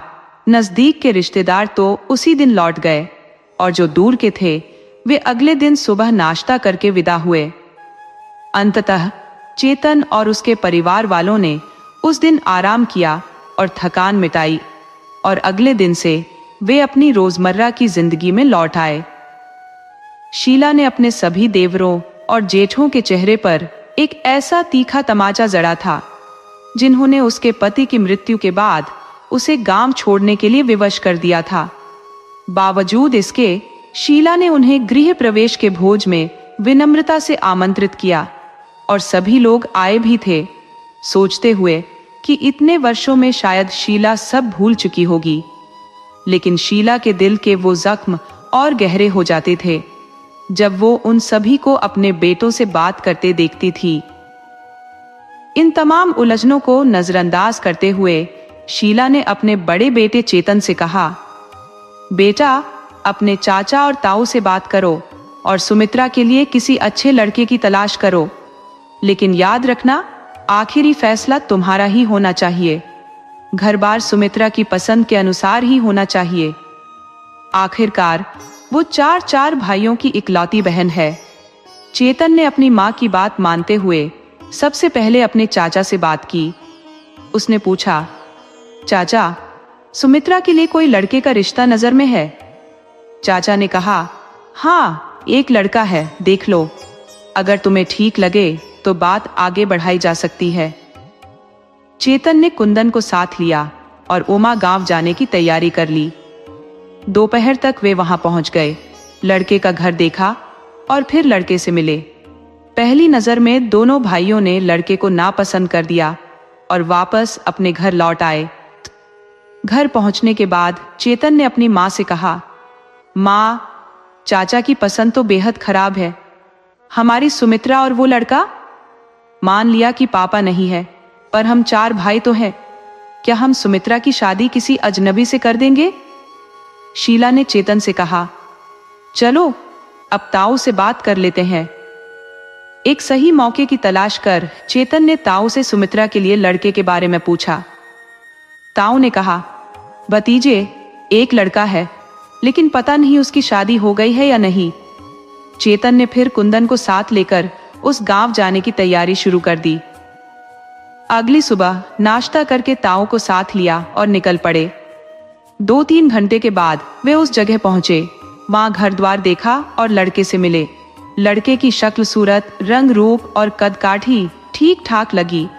चेतन ने कहा, ठीक है ताऊ, छोटे भाइयों को भी दिखा देता हूँ। तब तक आप इस रिश्ते के बारे में और किसी से बात मत करना। रास्ते में लौटते समय ताऊ ने चेतन से कहा, रे चेतन, तू तो बड़ा सीधा है। लड़का और घर देखकर ही तसल्ली कर ली। यह भी नहीं पता किया कि खेती बाड़ी कैसी है, लड़का क्या काम करता है। चेतन ने जवाब दिया, ताऊ, अभी हमने पक्का थोड़े ही किया है, पहले सब बात कर लेते हैं और फिर निर्णय लेंगे। घर लौटकर चेतन ने अपनी माँ से पूछा, माँ, तुम्हारे हिसाब से चाचा और ताऊ में से कौन बेहतर है? शीला ने गहरी सांस लेते हुए कहा, बेटा, तेरे ताऊ की आदतें तेरे चाचा से कहीं ज्यादा बेहतर है।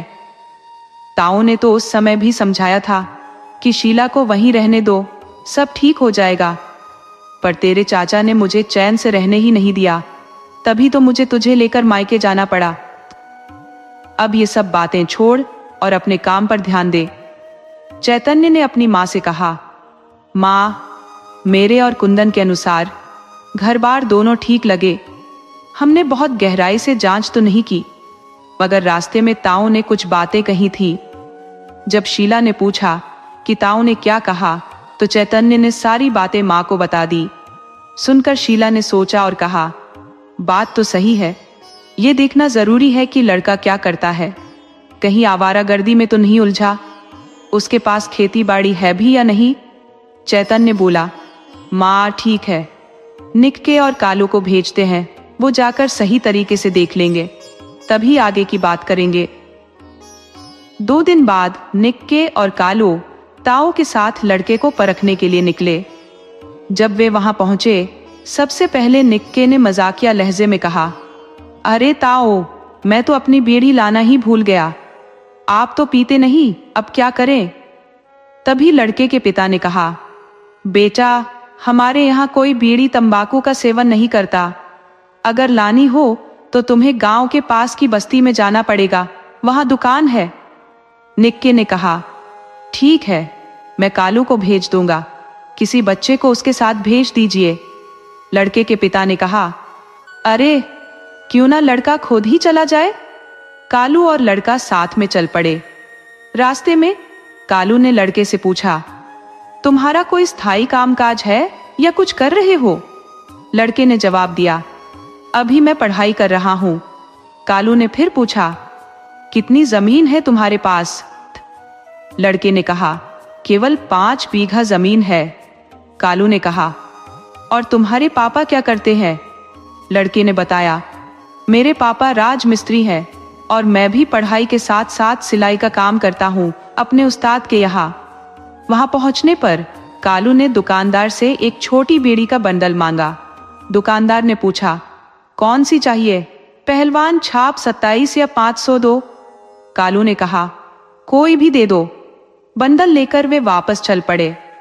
रास्ते में कालू ने फिर लड़के से पूछा, क्यों ना पढ़ाई पूरी करने के बाद ही शादी कर लेते, अभी क्यों कर रहे हो? लड़के ने कहा, मेरी माँ की इच्छा है और वो अक्सर बीमार रहती है, इसलिए उनकी चाहत है कि मेरी शादी जल्दी हो जाए। कालू को उसके सारे सवालों के जवाब मिल चुके थे।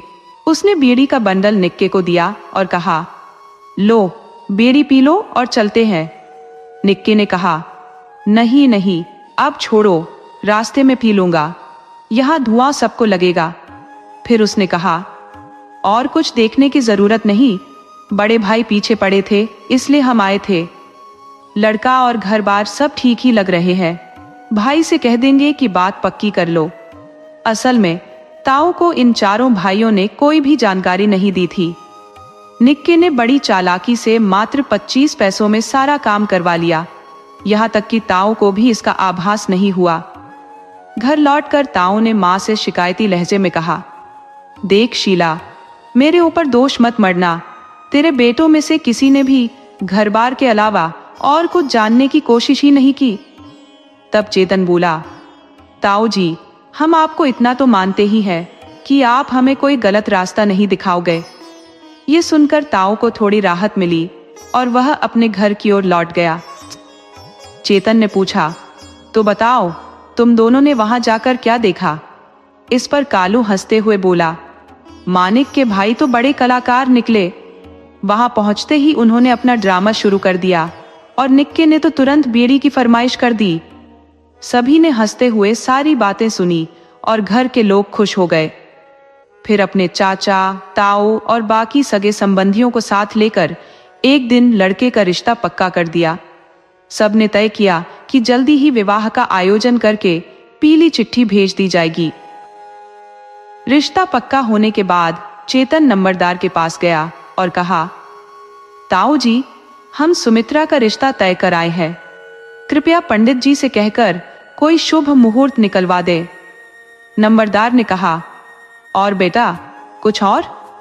तब चेतन बोला, हाँ, साथ ही वो पीली चिट्ठी भी बनवा दे और कल से आपके घर का निर्माण कार्य शुरू कर देंगे। सरिया, सीमेंट और बदरपुर की व्यवस्था कर लीजिए। नंबरदार ने कहा, ठीक है चेतन, काम शुरू करो, जो चाहिए मंगवा दूंगा। और हाँ, मैं आज ही विवाह का मुहूर्त निकलवाता हूँ। चेतन ने ये सारी बातें अपनी माँ और भाइयों को बताई। शीला ने सुमित्रा के लिए खरीदारी शुरू कर दी थी। धीरे धीरे शादी की तैयारी करने लगी। उसी समय जिला की बहू जयवती ने आकर कहा, माँ जी, मुझे कुछ अच्छा नहीं लग रहा है, बस उल्टी सी महसूस हो रही है। और इतना कहकर वो उल्टियां करने लगी। शीला घबरा गई और तुरंत उसे गांव के हकीम के पास ले गई। हकीम ने उसकी नब्ज देखकर कहा, शीला, घबराने की कोई बात नहीं है। भगवान तुम्हें खुशियों से नवाज रहा है। संभाल कर रखो ये खुशियां, तुम दादी बनने जा रही हो। ये सुनकर शीला ने भगवान का शुक्रिया अदा किया और अपने स्वर्गीय पति की यादों में खो गई। शीला कभी भी ऐसा कोई मौका हाथ से जाने नहीं देती थी जब उसे अपने स्वर्गीय पति की याद ना आती हो। हर शुभ अवसर पर उनके न रहने की कमी उसे भीतर तक झकझोर देती थी और अक्सर उसकी आंखों में आंसू छलक आते थे। आज जब वह घर आकर अपनी खुशी सभी से साझा करने लगी तो एक बार फिर भावुक हो गई और रोते हुए बोली, चेतन के पापा, देखो, अब तुम्हारा चेतन भी पापा बनने वाला है। काश आप यहाँ होते तो हमारी खुशी कितनी और बढ़ जाती।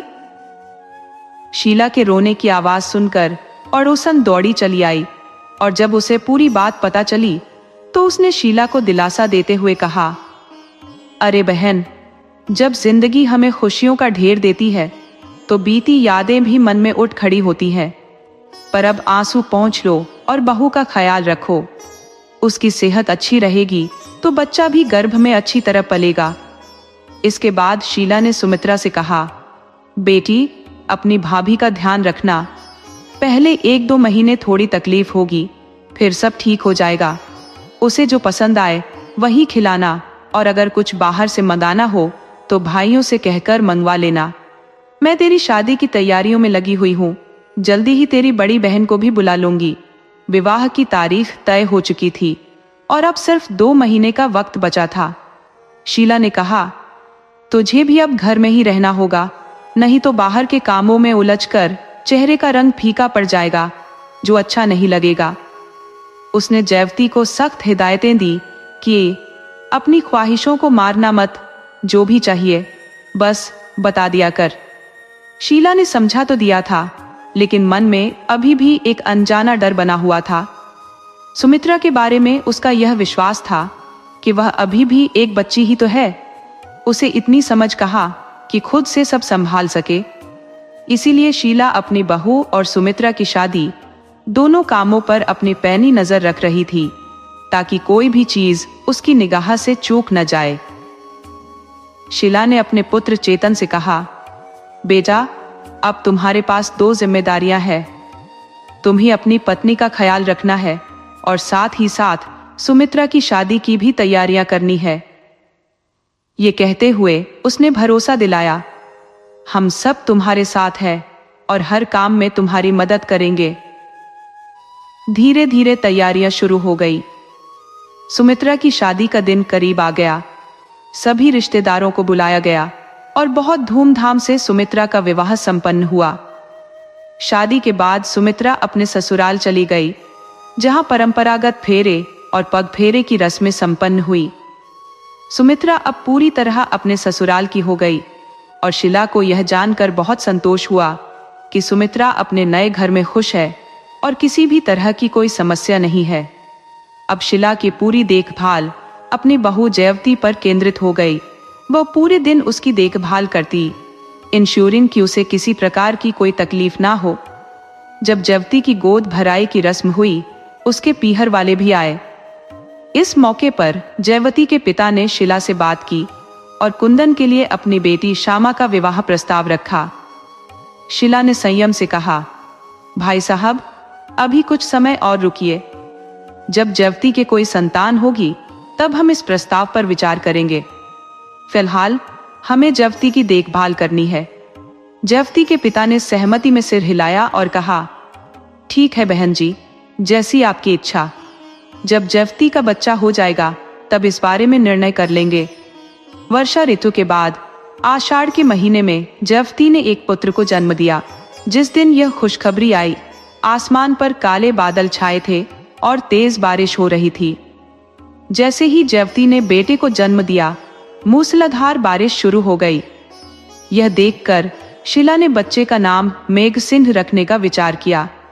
छठी के दिन उसने सबको बताया कि चेतन के बेटे का नाम मेघसिंह होगा और सभी ने इस बात को सहर्ष स्वीकार किया। छठी पूजन के बाद शीला ने अपने चारों पुत्रों से कहा, मैं अपने पोते के आगमन की खुशी में मोहल्ले वालों और रिश्तेदारों के लिए एक भव्य भोज आयोजित करना चाहती हूँ।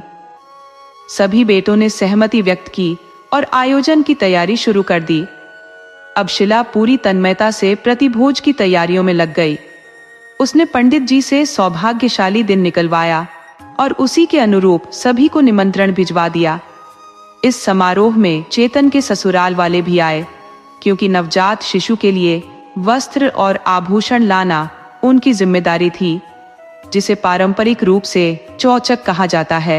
जब बेटी के घर संतान होती है तब मायके से यह भेंट भेजी जाती है। प्रतिभोज के दिन सभी लोग एकत्रित हुए। इस मौके पर जयवती के पिता ने शीला से कहा, बहन जी, आज का दिन बहुत शुभ है। मैं चाहता हूं कि श्यामा और कुंदन की शादी की बात आज ही पक्की कर दी जाए। शीला ने निश्चिंतता से कहा, भाई साहब, मैंने पहले ही कह दिया था कि मैं अपने वचन से पीछे नहीं हटूंगी। अगर आपको यह उचित लगता है तो मुझे भी कोई आपत्ति नहीं है। पहले चंदन का तिलक करवा दीजिए, फिर कथा का आयोजन करेंगे। इसके बाद भोज होगा और फिर हम शादी के लिए मुहूर्त निकलवाएंगे। यह सुनकर जयवती के पिता बेहद प्रसन्न हो गए और श्यामा का रिश्ता कुंदन से पक्का कर दिया। कथा के आयोजन के बाद प्रसाद वितरित किया गया और फिर सभी ने प्रतिभोज में भाग लिया। 1 महीने बाद चेतन अपने ससुराल पीली चिट्ठी लेकर लौटा, जिसमें लिखा था कि श्यामा और कुंदन की शादी 7 महीने बाद संपन्न होगी। इस खबर से शीला अत्यंत खुश हो गई। उसने चेतन से कहा, ये अच्छा हुआ, हमारे पास 7 महीने का समय है। अब तुम नंबरदार से बात कर लेना और कुंदन की शादी के लिए कुछ पैसे उनसे मांग लेना, ताकि बहू के लिए गहने और वस्त्रों की व्यवस्था की जा सके। समय बीतता गया और सभी ने अपने अपने हिस्से के कामों में जुटकर तैयारियां पूरी कर ली। 7 महीने के बाद शादी का शुभ दिन आ गया। श्यामा के लिए गहने और कपड़े पहले से ही तैयार थे। विवाह के दिन कुंदन की बारात धूमधाम से निकली और 2 दिन बाद श्यामा विवाह की सभी रस्में पूरी कर कुंदन के साथ शीला के घर आ गई। शीला के जीवन में खुशी की बयार चल पड़ी थी, लेकिन समय ने करवट ली। देखते ही देखते जयावती का बेटा मेघसिंह 1 साल का हो गया और तभी अचानक चेतन की तबीयत बिगड़ने लगी। लाखों प्रयासों के बाद भी शीला अपने बड़े बेटे चेतन को बचा नहीं सकी। यह अपार दुख शीला और उसके परिवार पर मानो कहर बनकर टूटा। एक हंसता खेलता परिवार गहरे शोक में डूब गया। कुंदन की शादी को अभी 1 साल भी नहीं बीता था और मुसीबतों का सिलसिला शुरू हो गया। लोग तरह तरह की बातें करने लगे। कोई कहता कि कुंदन की नई बहू के कदम पड़ते ही इस घर में विपत्तियां आ गई, तो कोई मेघसिंह को अपशकुन मानता। बातें इतनी बढ़ गई कि हर कोई अपनी अपनी राय देने लगा। शीला को लगा जैसे उसका सब कुछ लूट गया है। वह दुख के अथाह सागर में डूब चुकी थी। चेतन की मृत्यु के बाद शीला भी बीमार पड़ गई। शीला अपने बड़े बेटे की मृत्यु के आघात से उबर नहीं सकी। जिसने अपनी जवानी में पति को खोने के बाद भी अपने आत्मबल को बनाए रखा था, वह अब बिखर गई थी। चेतन के निधन के बाद शीला के जीवन के अंतिम दिन बहुत पीड़ा में बीते। कुंदन और उसके भाइयों ने हर संभव प्रयास किए, परंतु वे उसे बचा नहीं सके। चेतन की मृत्यु के मात्र 6 महीने बाद ही शीला भी इस संसार से विदा हो गई। अब परिवार की सारी जिम्मेदारियों का बोझ कुंदन पर आ गया। अपने भाई और मां के अचानक चले जाने से कुंदन का हृदय व्यथित था। वह पूरी तरह से निराश हो चुका था। उसे समझ नहीं आ रहा था कि वह इस संकट में क्या करे। तभी नंबरदार ने उसे ढाढ़स बंधाया और समझाया, कुंदन, मुश्किलों से भागने से कोई समाधान नहीं मिलेगा। ये समझो कि ईश्वर तुम्हारी परीक्षा ले रहे हैं। तुम्हें इस कठिन परीक्षा को हर हाल में उत्तीर्ण करना ही होगा। यदि तुम टूट गए तो यह परिवार पूरी तरह से बिखर जाएगा। तुम्हारे भाई, छोटा भतीजा, विधवा भाभी और तुम्हारी पत्नी, सभी का मनोबल चकनाचूर हो जाएगा। नंबरदार की बातें कुंदन के दिल में उतर गई। उसने यह निश्चय किया कि अपनी मां की आत्मा की शांति के लिए वह शांति पाठ और कन्याओं को भोज कराएगा। उसने सभी रिश्तेदारों को बुलाया और नियमानुसार शांति पाठ और कन्या भोज का आयोजन किया। इसके बाद कुंदन ने अपनी बहनों, बहनोइयों और ससुराल वालों के साथ एक महत्वपूर्ण चर्चा की। उसने अपने छोटे भाई कालू को कहा कि उसे जो काम अच्छा लगे वह उसे शुरू कर दे। अब सबको एकजुट होकर काम करना होगा, तभी यह परिवार चल सकेगा। कुंदन ने अपने ससुराल वालों से निवेदन किया कि वे उसकी भाभी को कुछ समय के लिए अपने साथ ले जाएं, ताकि वह अपने दुखों को भुला सके। अब मां तो नहीं रही जो इन्हें संभालती थी। यदि भाभी यहां अकेली रह गई तो उनका दुख और गहरा जाएगा। साथ ही श्यामा भी व्यथित होगी। जब ये दोनों दुखी होंगी तो परिवार की देखभाल कौन करेगा? सभी को कुंदन की यह बात सही लगी और उन्होंने सहमति जताई। बहनों ने छोटे भाई कालू को भी समझाने की कोशिश की। कालू ने स्पष्ट कर दिया कि उसकी रुचि किसानी में नहीं है। उधर कुंदन के ससुर ने भी सहमति जताते हुए कहा, बेटा, तुम बिल्कुल सही कह रहे हो। हम जयवती को अपने साथ ले जाएंगे ताकि उसका मन बदल सके। जब कभी भी समय मिले, घुमाने फिराने के बहाने उसे वापस लाया करो। उन्होंने बहनों से भी कहा कि वे समय समय पर भाभी के पास आती जाती रहे, ताकि भाभी का अकेलापन भी कुछ कम हो सके। ससुराल के इस सुझाव से सभी संतुष्ट हो गए। कुंदन ने अपनी पत्नी श्यामा को समझाया, तुम भी इन सभी की देखभाल में जुट जाओ, ताकि हम सब मिलकर इस परिवार को संभाल सके। इसके बाद हर कोई अपने कामों में व्यस्त हो गया।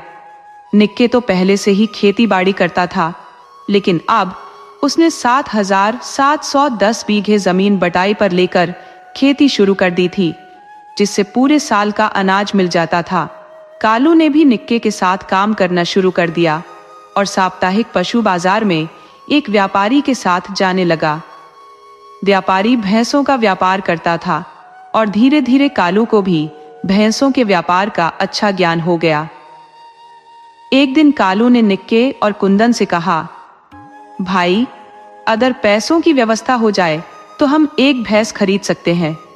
इससे भूसा भी काम आएगा और हमें दूध, दही, घी और लस्सी भी मिलती रहेगी। कालू की यह बात सुनकर सभी को अच्छा लगा, खासकर श्यामा को।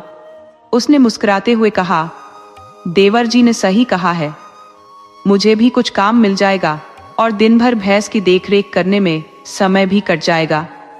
दीदी और मुन्ना को भी बुला लेंगे, इससे मुन्ना के साथ तुम सबकी थकान भी दूर हो जाएगी। कुंदन और निक्के दोनों श्यामा की ओर देख मुस्कुराए और बोले, भाई, जब तेरी भाभी ने सब कुछ सोच समझकर बताया है तो अब हम मना भी कैसे करें। कुंदन ने हंसते हुए कहा, ठीक है, व्यापारी से बात कर लो और एक अच्छी सी भैंस खरीद लो। हाँ, व्यापारी को यह जरूर कह देना कि हम 6 महीने में पैसा चुकता करेंगे। कालू ने पहले ही व्यापारी चाचा से भैंस लेने की बात कर रखी थी। उसने व्यापारी से कहा था, चाचा, इस भैंस को अभी मत भेजना, मैं भाइयों से बात करके आपको बताऊंगा। कुछ दिनों बाद कालू झिझकते हुए व्यापारी के पास गया और बोला, चाचा, भाई ने भैंस खरीदने की हाँ कर दी है, लेकिन एक छोटी सी समस्या है। व्यापारी ने उसे आश्वस्त करते हुए कहा, समस्या कैसी बेटा? कोई भी मसला हो उसका हल जरूर होगा, बताओ तो सही।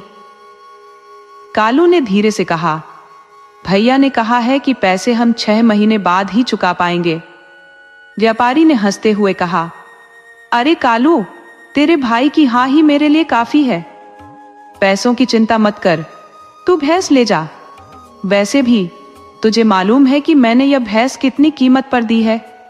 तुमसे कोई मुनाफा नहीं कमा रहा हूं। अपने भाई से कह देना कि 1 साल तक भी भुगतान हो, कोई बात नहीं। तेरे भाई की बात को कौन मना कर सकता है। कालू भैंस लेकर घर लौट आया। उधर श्यामा यह देख रही थी। जैसे ही कालू ने भैंस को खूंटे से बांधा, भैंस ने वहीं गोबर कर दिया। श्यामा की मां दौड़कर आई और एक उंगली से गोबर लेकर अपने और कालू के माथे पर तिलक कर दिया। उन्होंने कहा, हमारे बाबा कहते थे कि जब नया पशुधन घर में आते ही गोबर करे तो यह शुभ संकेत होता है। इसका मतलब है कि उस घर में खुशियों की शुरुआत हो गई है। कालू ने थोड़ा उदास होते हुए कहा, माँ, ये सब बातें तो ठीक है, लेकिन खुशियां कहाँ है? पिछले 1 साल से हमारी खुशियों पर जैसे ग्रहण लग गया है। ऐसा लगता है कि इस घर पर किसी की बुरी नजर लग गई है। भगवान करे आपके मुंह से निकली बात सच हो जाए। श्यामा ने सहमति जताते हुए कहा, देवर जी, आप सही कह रहे हैं। वो पुरानी खुशियां तो वापस नहीं आ सकती, लेकिन नई खुशियां अगर मिले तो हम अपने पुराने गमों को शायद थोड़ा भुला सके। शाम को जब कुंदन घर आया तो उसने कालू से कहा, अरे कालू, मैंने तो ये नहीं कहा था कि इतनी जल्दी भैंस ले आओ। अभी तो वैसे भी बहुत कर्ज है, ऊपर से तुम भैंस भी ले आए। कालू ने जवाब दिया, भैया, आपने कहा था कि 6 महीने में पैसे चुका देंगे, लेकिन व्यापारी चाचा ने हमें 1 साल का समय दे दिया है, इसलिए मैंने भैंस ले ली। और भैंस भी बहुत अच्छी है, उसके साथ एक बछिया भी है। भगवान ने चाहा तो 3 साल में यह भी बड़ी होकर दूध देने लगेगी। कुंदन ने मुस्कुराते हुए सिर हिलाया और कहा, ठीक है भाई, चलो अब इसे अच्छे से संभालो। कुंदन ने ठंडी सांस लेते हुए कहा, ठीक है, जो होगा वो देखा जाएगा। इस बीच कुंदन ने एक बढ़ई से कुछ खेती बाड़ी के औजार और हल बनवाने के साथ साथ लोहे के काम और उत्तराती कुर्फी बनाने की कला भी सीख ली थी। अब कुंदन के पास फुर्सत का समय शायद ही बचा था। वह अगर राजमिस्त्री का काम छोड़ता तो बड़ी कारीगरी के कामों में जुटा रहता। इसके बावजूद वह भीतर से उस सुकून को महसूस नहीं कर पा रहा था जिसकी उसे तलाश थी। 1 साल के भीतर कुंदन ने भाइयों की मदद और कठिन परिश्रम से सारे कर्जे को चुकता कर दिया था। अभी इस बात को 10 दिन भी नहीं हुए थे कि उसके ससुर अचानक घर आए। उन्हें देखकर कुंदन ने उत्साहित होते हुए कहा, पिताजी, मुन्ना और भाभी को भी साथ लाते तो अच्छा लगता। ससुर ने गंभीरता से कहा, कुंदन, मुझे मालूम है कि तुम लोग मुन्ना से बेहद प्यार करते हो। मैं भी उसी के बारे में बात करने आया हूं। कुंदन ने चौंकते हुए पूछा, तो बताइए पिताजी, क्या कहना है? ससुर ने धीमे स्वर में कहा, बेटा, तुम समझदार हो। तुम जानते हो जयावती की उम्र अभी कितनी है। उसकी पूरी जिंदगी उसके सामने पड़ी है। मैं उसे विधवा की तरह श्वेत वस्त्रों में नहीं देख सकता। ये समय बहुत खराब है, चारों तरफ दरिंदे हैं। मैं चाहता हूं कि घर की इज्जत घर में ही रहे, इसलिए मैं तुमसे एक अनुरोध करने आया हूं। मैं चाहता हूं कि तुम निक्के से जयवती की शादी करा दो। अगर ऐसा होगा तो मुन्ना भी तुम सबके साथ रहेगा, वरना वह भी जयवती के साथ चला जाएगा। ससुर की बातें सुनकर कुंदन स्तब्ध रह गया। उसने तो कभी इस विषय पर विचार ही नहीं किया था। खुद को संभालते हुए कुंदन ने धीरे से कहा, पिताजी, मुझे 15 दिन का समय दीजिए। मैं सबके साथ बात करके ही कोई निर्णय ले पाऊंगा। ससुर ने सहमति में सिर हिलाते हुए कहा, ठीक है बेटा, मैं चलता हूं। ससुर के जाने के बाद कुंदन ने अपनी पत्नी श्यामा और जयवती की छोटी बहन से सारी बातें साझा की। उसने कहा, तुम्हारे बापू भाभी को निक्के के साथ शादी करने के लिए कह रहे हैं। अब तुम ही बताओ, क्या यह संभव है? श्यामा ने गहरी सोच में पड़ते हुए कहा, हमारे यहाँ तो ऐसा होता है। अगर दोनों परिवार और दोनों पक्ष राजी हो तो इसमें कोई बुराई नहीं है। तुम निक्के से बात कर लो, उसे साफ साफ बता दो। अगर उसे किसी कुंवारी कन्या से ही शादी करनी हो तो यह भी बता दो। जयवती को अपनाने के निर्णय पर विचार करते हुए श्यामा बोली, अगर तुम सचमुच जयवती को स्वीकार करना चाहते हो तो मुझे पहले से सूचित करना। मैं एक दिन पीहर जाकर बहन से बात कर लूंगी। यदि वह भी सहमत होती है तो मैं पिताजी से बात करूंगी, और यदि नहीं तो मैं बस मुन्ना से मिलने का बहाना बनाकर वहां जाऊंगी। श्यामा की बात सुनकर कुंदन को स्थिति पूरी तरह से स्पष्ट हो गई। उसने निक्के को बुलाकर कहा, सुनो भाई, कल मुन्ना के नाना आए थे। उन्होंने कहा कि अगर तुम जयवती को अपनी पत्नी के रूप में अपनाओगे तो मुन्ना भी हमारे साथ रहेगा, लेकिन अगर ऐसा नहीं होता तो वह जयवती को किसी और के साथ बिठा देंगे और मुन्ना भी वहीं चला जाएगा। अब तुम्हें फैसला करना है कि तुम जयवती के साथ रहोगे या अपनी नई शादी करोगे। निक्के, जो इस अनोखी स्थिति का सामना करने के लिए तैयार नहीं था, कुछ क्षण के लिए मौन में डूब गया। फिर उसने गहरी सोच के बाद कहा, भाई, मुन्ना के लिए हम सब कुछ कर सकते हैं। अगर मुन्ना किसी और के साथ चला जाएगा तो ये हमें स्वीकार नहीं होगा। क्यों ना हम उसे अपने पास ही रखें? निक्के की बात सुनकर कुंदन ने संतोष की सांस ली और कहा, मुझे पता था कि हम मुन्ना को इतना चाहते हैं कि उसे किसी और के साथ नहीं देख सकते। ठीक है, मैं मुन्ना की मौसी को भेजता हूँ, वह भाभी से बात कर लेंगी। अगर वह तैयार होती है तो हम शुभ दिन देखकर जयवती को चुनरी ओढ़ाकर तुम्हारे लिए लाएंगे।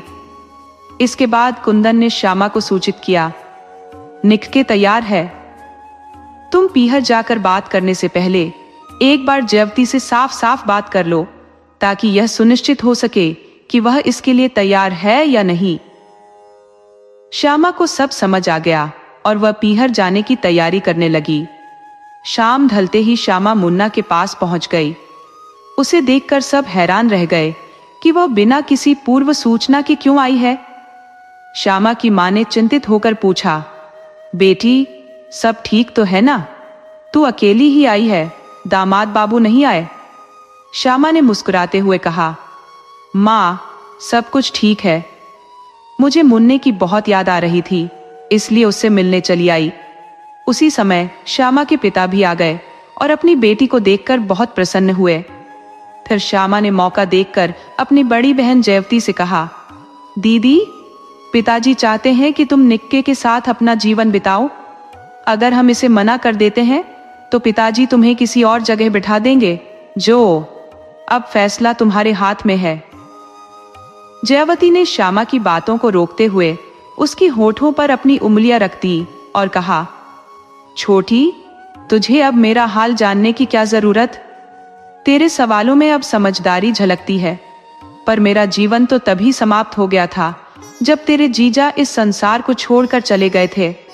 अब मेरा अस्तित्व केवल मुन्ना के साथ उसके घर में ही है, और दूसरी जगह जाने की बात, वो तो तूने सोच भी कैसे लिया? जयवती ने गहरी सांस लेते हुए कहा, तू क्या नहीं जानती कि मुन्ना को इस परिवार में कितनी अहमियत दी जाती है? उसके सभी चाचा उसे अपने प्राणों से भी अधिक मानते हैं। ऐसे में अगर मैं कहीं और चली जाऊं तो क्या तू भरोसा कर सकती है कि वे लोग मुन्ना के साथ वही सम्मान और प्यार से पेश आएंगे? और निक्की, जो मेरा देवर है, मैं उसे बखूबी जानती हूँ। वह हमेशा अपने परिवार के लिए खड़ा रहेगा। फिर दूसरी जगह जाने की बात कहां से आई? क्यों ना अपने ही घर में हम सब साथ रहें? श्यामा बहन की बातों से आश्वस्त होकर अपने बापू के पास गई और उन्हें जयावती की निक्की के लिए सहमति के बारे में बताया।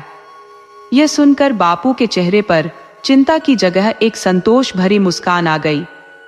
अगले दिन श्यामा ने घर लौटकर कुंदन को सारी बातें बता दी और कुंदन ने कालू को भी यह खबर दी कि उनकी भाभी और मुन्ना जल्द ही उनके साथ रहने आ रहे हैं।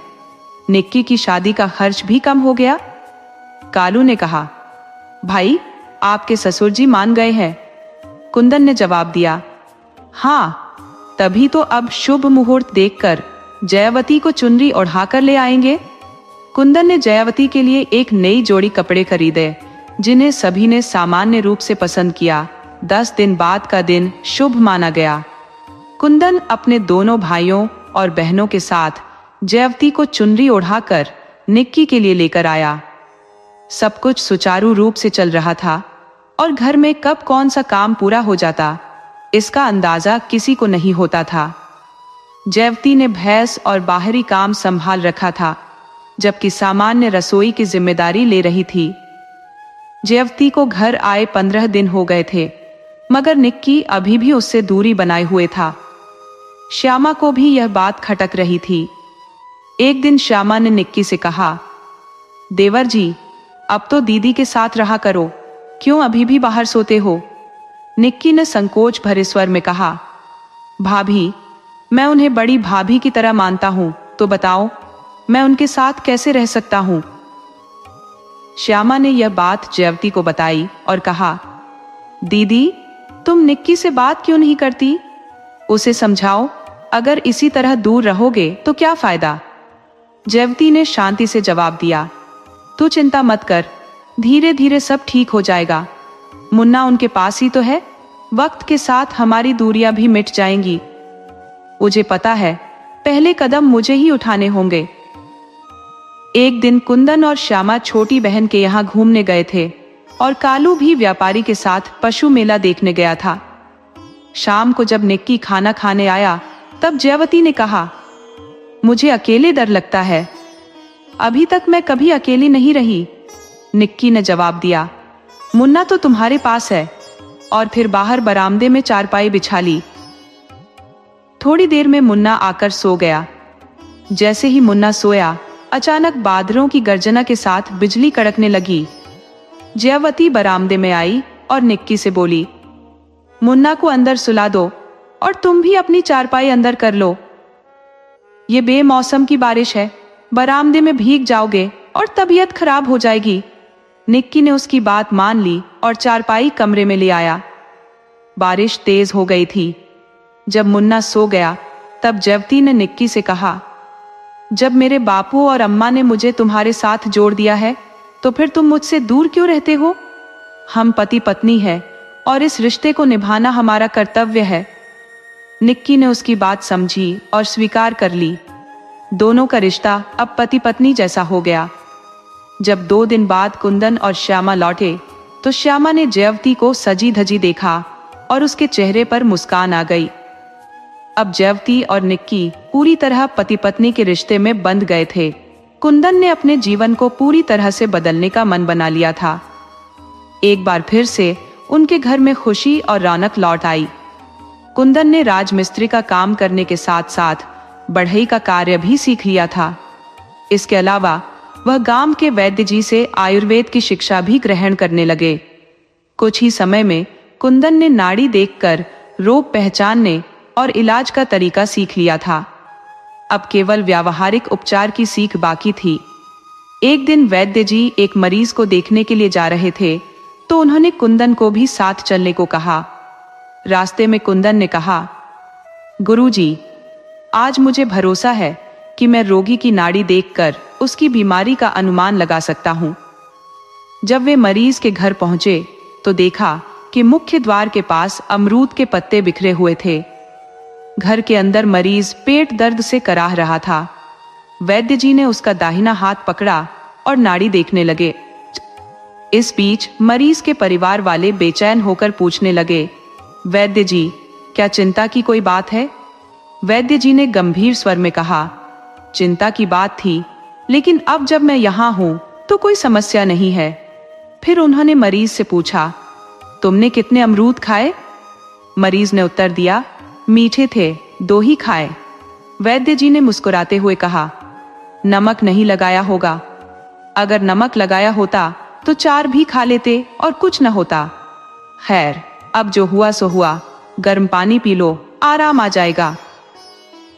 वैद्य जी ने एक चूर्ण दिया और मरीज ने गर्म पानी के साथ उसे ग्रहण किया। तुरंत ही मरीज को राहत महसूस हुई।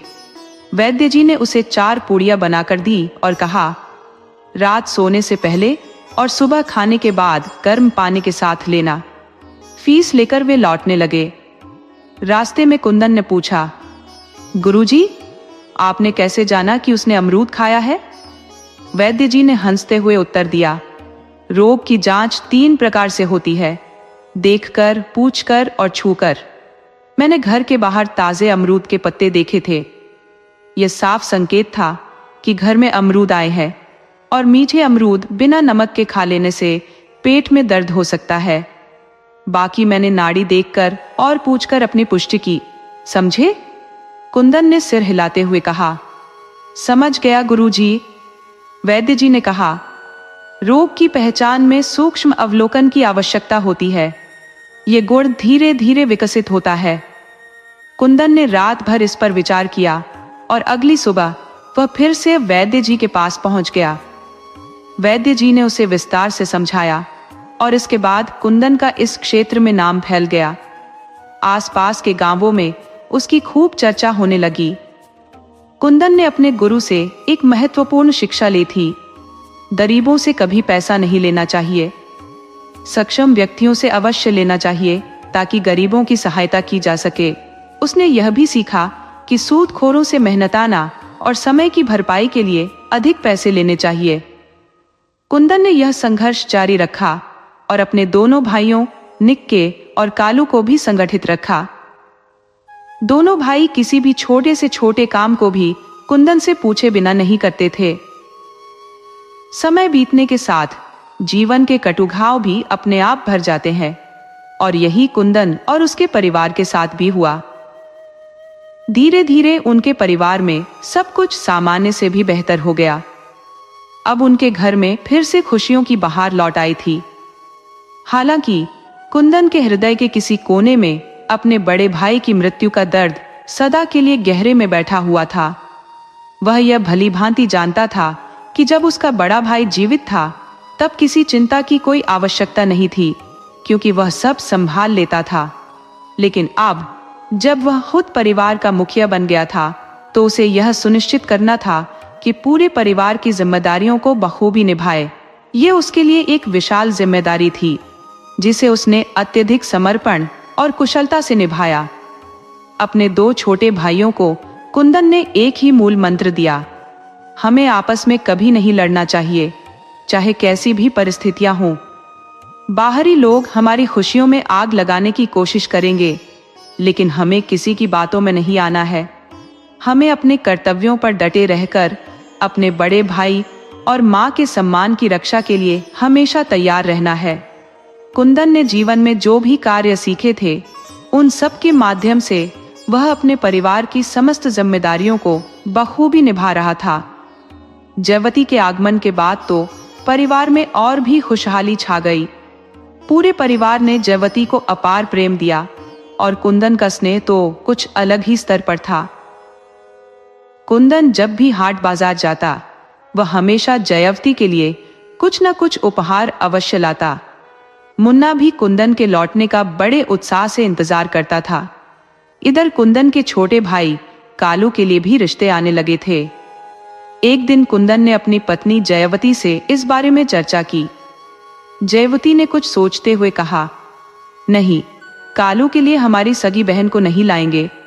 एक ही घर में 3 सगी बहनों का होना सही नहीं है। कुंदन के साले ने भी इस बात का समर्थन किया और कालू का रिश्ता किसी अन्य लड़की से तय हो गया। अब तीनों भाइयों के घरों में उनकी अपनी अपनी पत्नियां थी और सब कुछ शांतिपूर्वक चल रहा था। लेकिन फिर गांव में भारी बारिश और बाढ़ की वजह से सभी फसलें नष्ट हो गई। सरकार ने राहत सामग्री के रूप में अनाज और कपड़े बांटना शुरू किया। कुंदन को भी तीनों बहुओं के लिए कपड़े मिले। पुरुषों के लिए धोती और कुर्ता का कपड़ा आया, लेकिन कुंदन ने सोचा कि यह साधारण धोती नई बहू को शायद पसंद ना आए, इसलिए उसने बाजार से एक छपी हुई साड़ी खरीद ली और कालू की पत्नी को दे दी। यहीं पर कुंदन से एक बड़ी गलती हो गई। जब जयवती ने यह देखा कि उसकी बहन के लिए छपी हुई साड़ी लाई गई है, तो उसे लगा कि उसके साथ अन्याय हुआ है। वह गुस्से में बोली, क्या हम बूढ़ी हो गए हैं जो हमें सफेद किनारे वाली धोती पहनने को दी जा रही है? मैं यह साधारण धोती नहीं पहनूंगी, मुझे भी छपी हुई साड़ी चाहिए। कुंदन की छोटी बहन ने जयवती को समझाने की कोशिश की। बुढ़िया तो नहीं, लेकिन घर पर पहनने में क्या हर्ज है, हम इसे रंगवा देंगे और यह सुंदर हो जाएगी। लेकिन जयवती का गुस्सा और बढ़ गया। उसने स्पष्ट कह दिया, मैं यह धोती नहीं पहनूंगी। अगर मुझे भी वही छपी हुई धोती नहीं मिली तो मैं इसे पहनने से इनकार करती हूँ। कुंदन ने पहली बार जयवती का यह क्रोधमय रूप देखा, जिससे वह गहन विचार में डूब गया। शायद यही वह वजह थी कि जयवती ने कालू के लिए छोटी साली की शादी से इनकार कर दिया था। देवरानी की जरूरत महसूस होती थी, पर जेठानी का गुस्सा शायद बहन पर लागू नहीं होता। कुंदन ने उस वक्त कुछ नहीं कहा, बस सीधा जाकर जयवती से बोला, भाभी, तुम्हारे लिए भी छपी हुई धोती ले आता हूं। कुंदन ने पहले भीड़भाड़ में संघर्ष किया था, लंबी कतारों में धक्के खाए थे, पर उसने बिना समय गंवाए फिर से बाजार का रुख किया। उसी डिजाइन की अलग रंग की साड़ी खरीद कर लाया। गुस्से में दोनों छपी हुई साड़ियां जयवती को थमाते हुए बोला, लो भाभी, इनमें से जो चाहे चुन लो। मगर जयवती ने वही साड़ी चुनी जो पहले से कालू की पत्नी के लिए लाई गई थी। कुंदन ने अपने भीतर का दर्द दबा लिया और शाम को दोनों छोटे भाइयों को बुलाया। उनसे कहा, भाइयों, अब हम सभी एक बराबर हो चुके हैं। तुम दोनों भी अपनी कमाई करते हो और जो कुछ भी कमाते हो वह मुझे सौंपते हो। मैं घर के सभी खर्चों का हिसाब किताब संभालता हूं।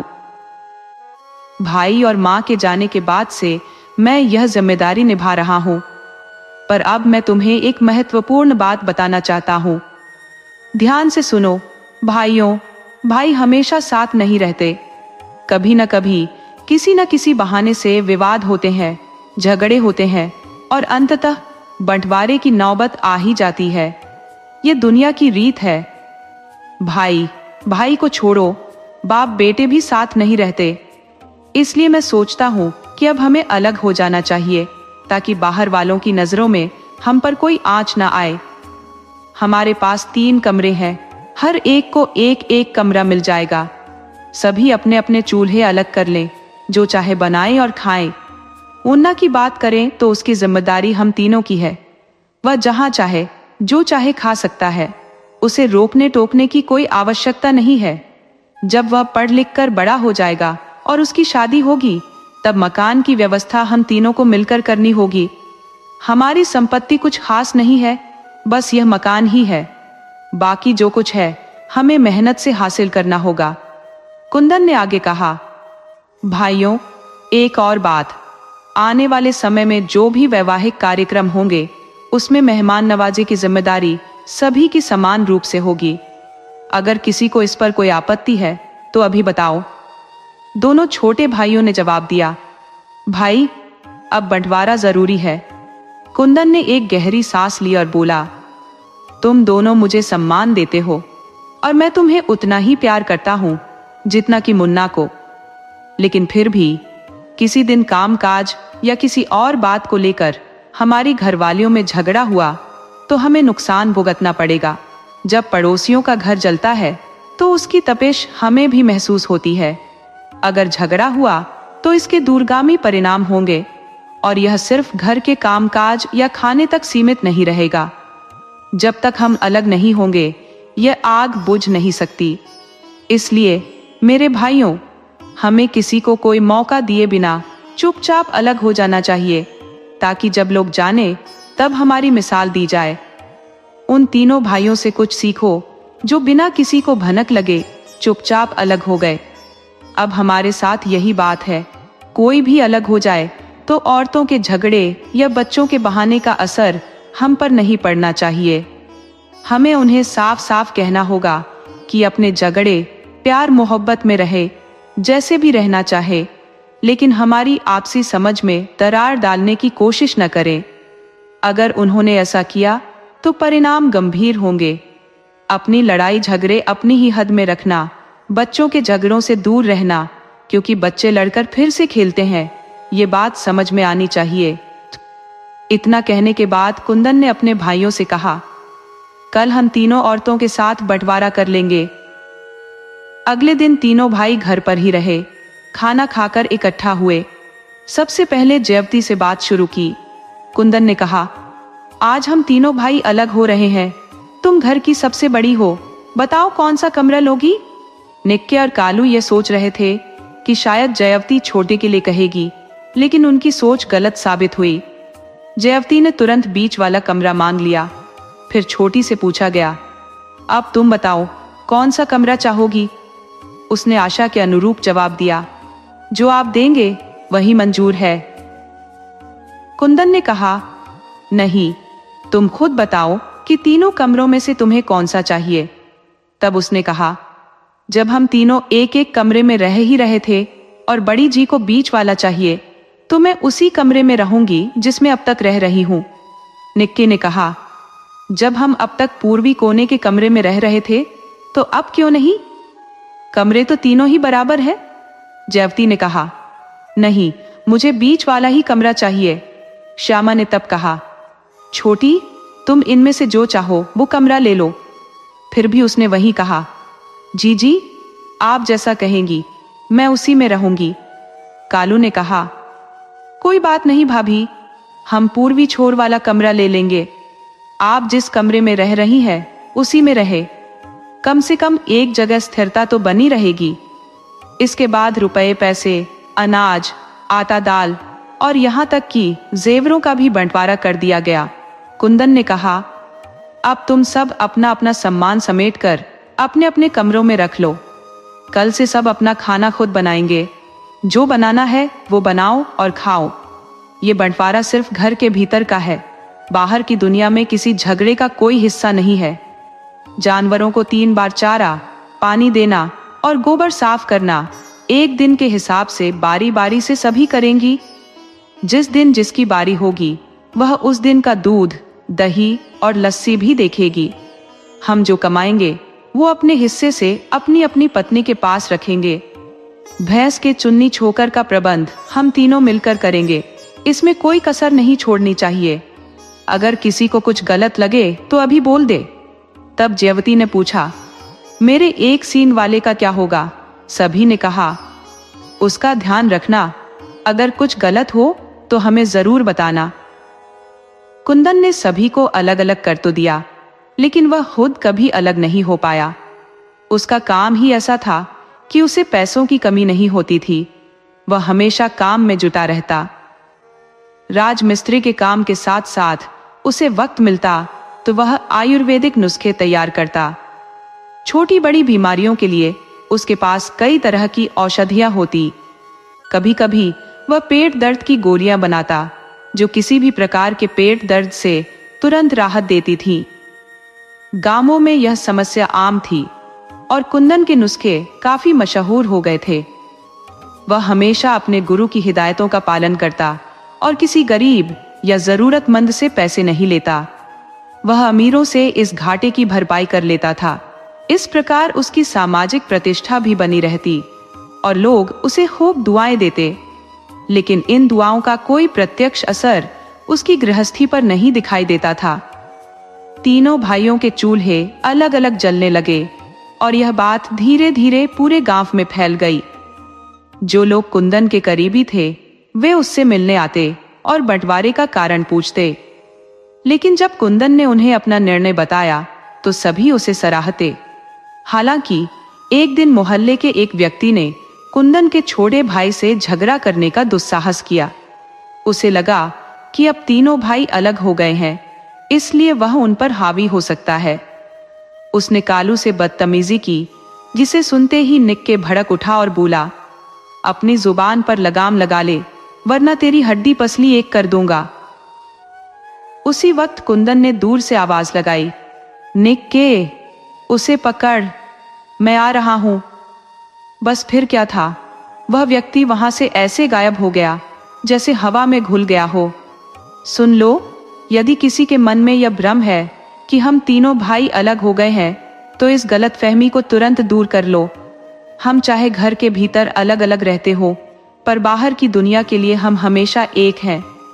मैंने ये अलग चूल्हे सिर्फ घर में शांति बनाए रखने के लिए किए हैं। बाहरी लोगों के लिए हम आज भी एक हैं और हमेशा रहेंगे। अगर भरोसा न हो तो दीना से पूछ लेना, जो अभी अभी अपनी जान बचाकर भागा है। उसे छठी का दूध याद दिला देते, पर मैंने उसे छोड़ दिया। पर चेतावनी है, आगे से कोई ऐसी गलती मत करना, वरना हम उसे उसके घर में घुसकर सबक सिखाएंगे। लोग जो कुंदन के शुभचिंतक थे, दीना को समझाने लगे कि अच्छा हुआ समय रहते भाग गया, वरना कालू से टकराकर सही सलामत वापस नहीं आता। कुंदन और निक्के को कालू से बेहद लगाव था, लेकिन कुंदन ने घर की महिलाओं के झगड़े से तंग आकर चूल्हे अलग कर दिए थे ताकि शांति बनी रहे। महिलाओं का झगड़ा घर का चयन भंग कर रहा था, इसलिए कुंदन ने यह फैसला लिया कि सभी अपना खाना अलग अलग बनाएंगी। इसके बाद भी कुंदन की गृहस्थी सुखी नहीं हो पाई। कई वर्षों के बाद कुंदन के घर एक बेटा पैदा हुआ, लेकिन वह 5 दिन बाद ही दुनिया से चला गया। जयवती ने बताया कि उसे जरौली हो गई थी। कुंदन ने गुस्से में कहा, जब उसकी तबीयत खराब थी तो मुझे क्यों नहीं बताया? अगली बार उसने पत्नी को साफ हिदायत दी कि किसी भी बात को मुझसे छिपाना मत। मैं कालू की पत्नी को कह दूंगा, तुम उसे सब बता देना और मुन्ना को भी सूचित करना। लेकिन कुंदन का दुर्भाग्य पीछा नहीं छोड़ रहा था।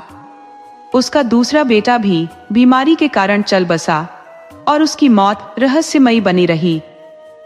अब कुंदन ने तय कर लिया कि अगली बार वह किसी